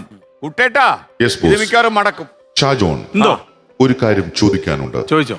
താങ്കളും ജാഫർ ഇടുക്കി എന്ന കലാകാരനും ഒരുമിച്ച് മുത്തങ്ങയിൽ ഒരു സിനിമ ലൊക്കേഷനിൽ ഒരു റിസോർട്ടിൽ താമസിച്ചു. താങ്കൾ അവിടെ ജാഫർ ഇടുക്കിയെ അത്ഭുതകരമായി ഒരു കാര്യത്തിൽ നിന്ന് രക്ഷപ്പെടുത്തിയെന്ന് കുട്ടിയേട്ടൻ മനസ്സിലാക്കി വെച്ചിട്ടുണ്ട്. എന്തായിരുന്നു? ജാഫർ ഇടുക്കി വന്നിട്ട് പോയതേ ഉള്ളൂ. അയ്യോ, ജാഫർക്ക എന്ന് പറഞ്ഞു കഴിഞ്ഞാല് ഗംഭീര പ്രസ്ഥാനമാണ്. ഇതേപോലെ ഒരു പോസിറ്റീവ് എനർജി ഉള്ള ഒരു മറ്റൊരാളെ ഞാൻ ഈ എന്റെ ജീവിതത്തിൽ കണ്ടിട്ടില്ല. കാരണം നമ്മൾ എന്ത് വിഷമം ഉണ്ടെങ്കിലും നമ്മൾ ജാഫർക്കായിട്ട് ഒരു 5 മിനിറ്റ് സംസാരിച്ച് നമ്മൾ വളരെ പോസിറ്റീവ്, അങ്ങനത്തെ ഒരാളാണ്.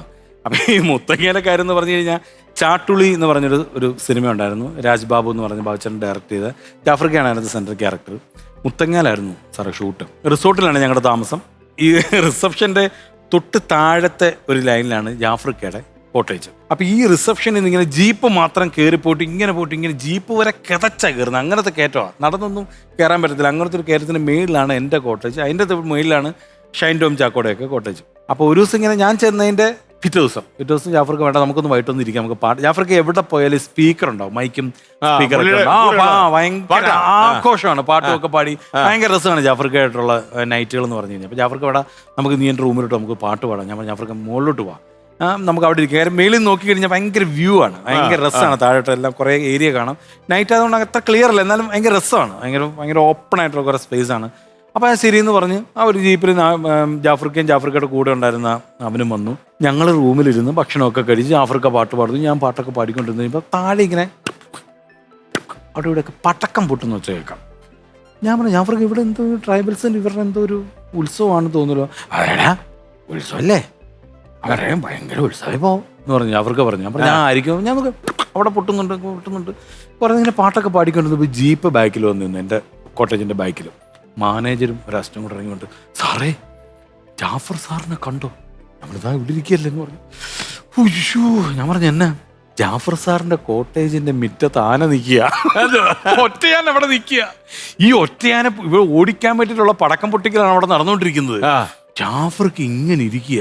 എന്നോട് പറഞ്ഞു ഇപ്പോഴെങ്ങും നിങ്ങൾ താഴോട്ട് ഇറങ്ങരുതേ, ആന ഓടിച്ചപ്പുറത്ത് കാട്ടി കയറ്റും, എന്നിട്ട് നിങ്ങൾ ഇറങ്ങാവുള്ളൂ എന്ന് പറഞ്ഞു. ഞാൻ പറഞ്ഞു ശരിയെന്ന് പറഞ്ഞ് 2 മിനിറ്റ് കഴിഞ്ഞ് ഷൈൻ ടോം ചാക്കോ വരുന്നു, ഷൈൻ്റെ കൂടെ അനിയനുണ്ട്, ഇവർ രണ്ടുപേരും വരുന്നു. ഞങ്ങളെല്ലാം കൂടെ പേടിച്ചാരണ്ട് ഇവിടെ ഇരിക്കുക. ഞങ്ങൾ ഇങ്ങനെ ഇരുന്ന് ഒരു 1/2 മണിക്കൂർ കഴിഞ്ഞിട്ടാണ് ഈ ആനയെ ഓടിച്ചങ്ങ് കയറ്റി അങ്ങ് വിട്ട്. ജാഫർക്ക് അപ്പോഴും അനങ്ങുന്നില്ല. ഞാൻ പറഞ്ഞു, ജാഫർക്ക ഷൈൻ പോയി, അനിയനെല്ലാം പോയി. ഞാൻ പറഞ്ഞു, ജാഫർക്ക് എന്നാ പറ്റി? എടാ അതെ, ഓ എന്നെ വിറക്കുന്നടാ. ഞാൻ പറഞ്ഞു, എന്നേക്കാ? ഇന്നലെ ഇത്ത ഉണ്ടായിരുന്നടാ, പുള്ളിയുടെ വൈഫ് ഉണ്ടായിരുന്നു തലേ ദിവസം. ഇന്നലെ വല്ലതുമായിരുന്നു ആന വന്നിരുന്നെങ്കിൽ അവളെ തുമ്പിക്കയിൽ തൂക്കി എടുത്തോണ്ട് പോയിരുന്നെങ്കിൽ ഞാൻ ഇനി വേറെ പെണ്ണ് കിട്ടാൻ എവിടെ എവിടെ പോയി ഒപ്പിച്ചേനേടാന്ന്. അതും ആ സമയത്ത് പേടിച്ചിരിക്കുകയാണെങ്കിൽ പറഞ്ഞൊരു ഹ്യൂമർ ഉണ്ടല്ലോ, അത് നമ്മളത് വിഷ്വൽ ഓർത്ത്. കാര്യം ഇവരുടെ ഈ റൂമെന്ന് പറഞ്ഞു കഴിഞ്ഞാൽ ഗ്ലാസ് നീക്കി കഴിഞ്ഞാൽ മിറ്റമാണ്, ആ മിറ്റത്താണ് കൊമ്പൻ നിൽക്കുന്നത്, തൊട്ടടുത്ത് കൊമ്പൻ നിൽക്കുകയാണ്. അവളെ എങ്ങനെ എടുത്തോണ്ട് പോയി കഴിഞ്ഞാൽ ഞാൻ വേറെ കല്യാണം കഴിക്കണേടാ. അതിനെ എവിടെ ഞാനിപ്പോ പെണ്ണ്. ഓക്കെ, നമുക്കിനി 7ാമത്തെ ചോദ്യം. ശരി, 70,000 രൂപയുടെ ചോദ്യമാണ്. LED ഒരു സ്റ്റില്ല് കാണിച്ചിരുന്നു. കലാഭവൻ ഷാജോന്റെ ബുദ്ധിവൈഭവം അളക്കാൻ പോവുകയാണ്. ഈ ചിത്രങ്ങളിൽ നിന്നും കണ്ടെത്താവുന്ന മലയാള സിനിമ ഏതാണ്? കിട്ടി സാറേ. പ്രണയമണി തൂവൽ. 70,000 കിട്ടി. ഇനി നമ്മൾ 80,000-ലേക്ക് 8ാമത്തെ ചോദ്യത്തിലേക്ക് പോകുന്നു. 80,000 രൂപ. റെഡി? Question please. 6നോട് 3 കൂട്ടിയാൽ 9-ഉം 9നോട് 6 കൂട്ടിയാൽ 3-ഉം കിട്ടുന്നത് എവിടെയാണ്? 6നോട് 3 കൂട്ടിയാൽ 9. 9 ഒരു ഉപകരണമാണ്. കിട്ടിയോ? ഏകദേശം അത് ശരിയാണെന്ന് എനിക്ക് അറിഞ്ഞുകൂടാ, പക്ഷേ ഏകദേശം കിട്ടിയിട്ടുണ്ട്. ഒരു ഐഡിയ കിട്ടിയിട്ടുണ്ട്. ഏകദേശം ഒരു ഐഡിയ കിട്ടിയിട്ടുണ്ട്. ഓക്കെ, എവിടെ വരെയായി? ഇത് സമയവുമായിട്ട് ക്ലൂ ചോദിക്കാൻ പാടില്ല. ചോദിച്ചാലും കുഴപ്പമില്ല. സമയമായിട്ട് ബന്ധപ്പെട്ട കാര്യമാണ്. ക്ലൂ പറയത്തില്ല, പക്ഷെ ക്ലൂ പറയും. ആണോ? സമയമായിട്ട് ബന്ധപ്പെട്ടതാണെങ്കിൽ ക്ലോക്ക്. ഓക്കെ, ക്ലോക്കിൽ തന്നെ. അടിപൊളി അടിപൊളി. നമുക്കിനി 1,00,000 രൂപയുടെ ചോദ്യത്തിലേക്കാണ്. 100,000 റുപ്പീസിന്റെ ചോദ്യമാണ്. This A costly question. Yes. Okay, serious. അപ്പോ ചോദ്യത്തിലേക്ക്. അവിടേക്ക് നോക്കിയാൽ ഒരു ഇമേജ് കാണിച്ചു തരാം. ഇതന്നെ ഒരു ബന്ധമില്ലല്ലോ ഇത്. അപ്പൊ ചോദ്യം കേട്ട് കഴിഞ്ഞ് നമുക്ക് ചിലപ്പോൾ ബന്ധപ്പെടുത്താം. ചോദ്യത്തിലേക്ക്. ഈ ചിത്രങ്ങളിൽ നിന്നും കണ്ടെത്താവുന്ന മലയാള സിനിമാ പാട്ട് ഏതാണ്? നിലാവേ നീല നിലാവേ നീല നിലാവേ. തന്നെ ഇത് ഇതെന്താ ഈ പാത്രത്തില്? ഇത് ഉപ്പാണോ എടുത്ത് വെച്ചിരിക്കുന്നത്? ഉപ്പാണത് ഇത് ഇരിക്കുന്നത്. ഓക്കെ ഓക്കെ, എനിക്ക് തോന്നുന്നു സാർ ഇതേ എനിക്ക് ഏകദേശം കിട്ടുന്നുണ്ട്. കറക്റ്റ് ആണെന്ന് അറിഞ്ഞിരുവാ. ഞാൻ നല്ലൊരു പാടിക്കോ. നിലാവിന്റെ നീലഭസ്മ കുറിയണിഞ്ഞവളെ. അപ്പൊ പാട്ട് മുള്ളു പാടിക്കോളാം. 1,00,000 രൂപ. 1,00,000 രൂപ കിട്ടി. സന്തോഷിന് എന്തായാലും 2 പേര് പാടാം അല്ലേ? നിലാവിന്റെ നീലഭസ്മ കുറിയണിഞ്ഞവളെ, കാതിലോല കമ്മലിട്ട് കുണുങ്ങി നിൽപ്പവളെ. അപ്പൊ നമുക്കിനി 2,00,000 രൂപയുടെ ചോദ്യമാണ്. 2 lakhs.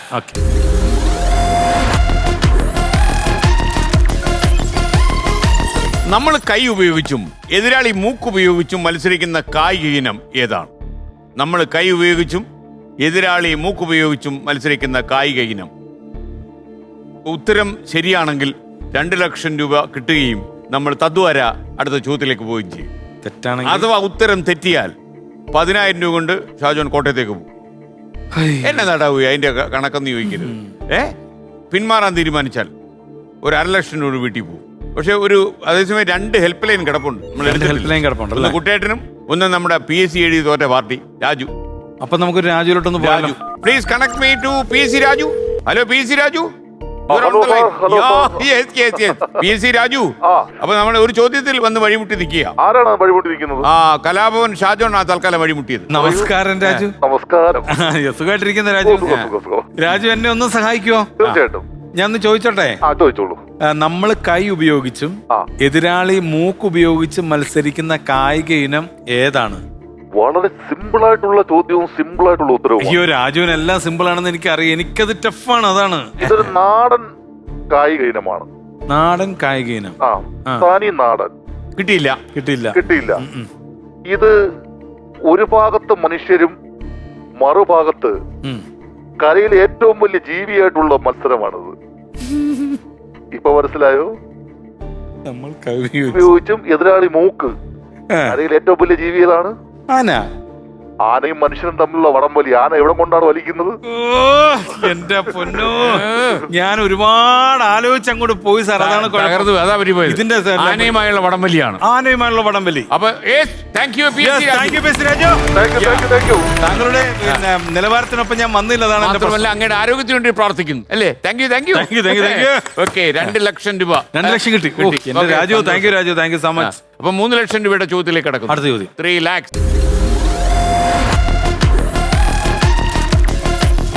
ഇത് റിയൽ ജനറൽ നോളജ് ആണ്. ഇതിനകത്ത് കുസൃതി ചോദ്യങ്ങളൊന്നുമില്ല. കേരളത്തിൽ ഏറ്റവും കൂടുതൽ ജനസംഖ്യയുള്ള ഗ്രാമപഞ്ചായത്ത് ഏതാണ്? മിക്കവാറും നമ്മുടെ രാജ്യമുള്ള പഞ്ചായത്ത്. അല്ല, പുള്ളിയുടെ ഇൻസ്റ്റിറ്റ്യൂട്ടിലെ ആള് കൂടുതൽ. അത് കുറച്ച് ദൂരെയാണ്. കേരളത്തിൽ ഏറ്റവും കൂടുതൽ ജനസംഖ്യയുള്ള ഗ്രാമപഞ്ചായത്ത് അതാണ് കാര്യം. കേരളത്തിൽ ഏറ്റവും കൂടുതൽ ജനസംഖ്യയുള്ള ഗ്രാമപഞ്ചായത്ത്. താങ്കൾക്ക് 3 ലക്ഷം രൂപയുടെ ചോദ്യമാണ്. തെറ്റിക്കാനുള്ള എല്ലാ സാധ്യതയുണ്ട്. അന്തരീക്ഷ മേഘാവൃതമാണ്. ഓക്കെ, അപ്പൊ എനിക്ക് ഒരു ഓപ്ഷൻ കൂടെ ഉണ്ടല്ലോ. ഒരു ഹെൽപ്പ് ലൈൻ കൂടിയുണ്ട്. ഹെൽപ്പ് ലൈൻ കൂടെ ഉണ്ട്. കുട്ടേട്ടാ Yes, boss. വഴിമുട്ടി ഷാജോൺ, എന്ന് നിങ്ങളെ കുട്ടേട്ടൻ സഹായിക്കും. താങ്ക് യു കുട്ടേട്ടാ, താങ്ക് യു സോ മച്ച്. ഇത് കേരളത്തിലെ കോഴിക്കോട് എന്ന ജില്ലയിലെ ഒരു സ്ഥലമാണ്. ഓക്കെ, ഓർമ്മ വരുന്നില്ലെങ്കിൽ ഓർമ്മ വരുന്നില്ല. കോഴിക്കോട് ജില്ലയിലെ ഒളവണ്ണ എന്ന സ്ഥലമാണ്. ഒളവണ്ണ പഞ്ചായത്ത്, ഒളവണ്ണ ഗ്രാമപഞ്ചായത്ത്. താങ്ക് യു കുട്ടേട്ടാ, താങ്ക് യു സോ മച്ച് കുട്ടേട്ടാ. വെൽക്കം. 3 ലക്ഷം രൂപ. അപ്പൊ 5 ലക്ഷം രൂപയുടെ ചോദ്യത്തിലേക്കാണ് നമ്മൾ കിടക്കുന്നത്. 5 lakhs, 500,000 rupees. ഇനിയിപ്പോ നമുക്ക് 5 ലക്ഷം രൂപയുടെ ചോദ്യം. 5 lakhs. ശരി.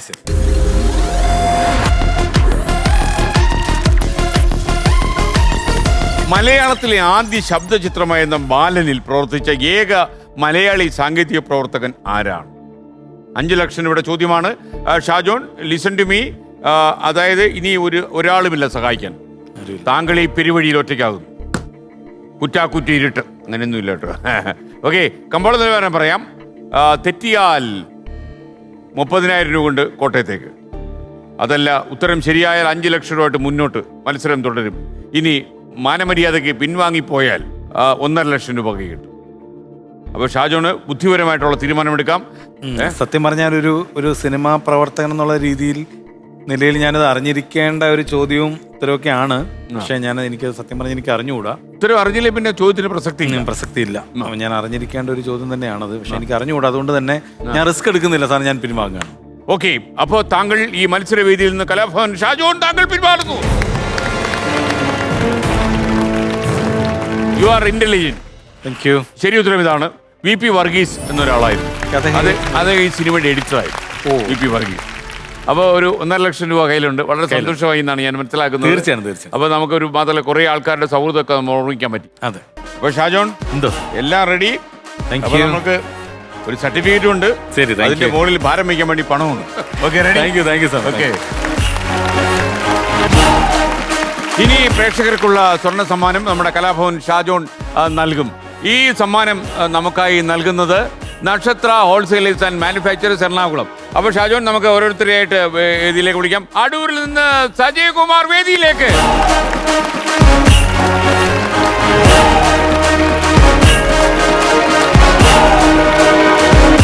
കൊല്ലത്ത് നിന്ന് സാന്ദ്ര സജി സ്വർണ്ണ കോയിൻ ഏറ്റുവാങ്ങാൻ വേദിയിലേക്ക്.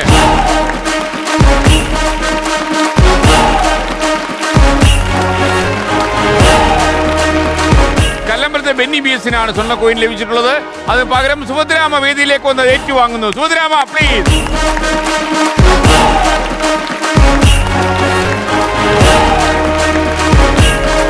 കോട്ടയത്തെ ദേവികയ്ക്കാണ് സമ്മാനം കിട്ടിയത്. ദേവിക്ക് പകരം അജിത് കുമാർ വേദിയിലേക്ക് വരുന്നു. അജിത് കുമാർ.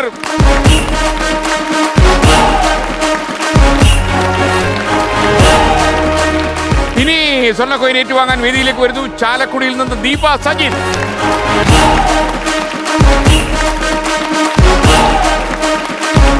ഇനി സ്വർണ്ണ കോയിൻ ഏറ്റുവാങ്ങാനുള്ളത് അങ്കമാലിയിലെ ലതയാണ്. ലതയ്ക്ക് പകരം സജിത്ത് സ്വർണ്ണ കോയിൻ ഏറ്റുവാങ്ങുന്നു. സജിത്ത് സ്റ്റേജിൽ.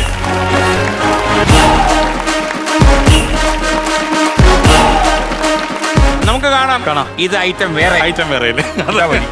Thank you sir.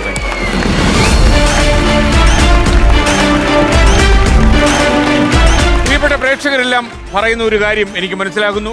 Kalabhavan Shajon പൊളിച്ചു. Good bye.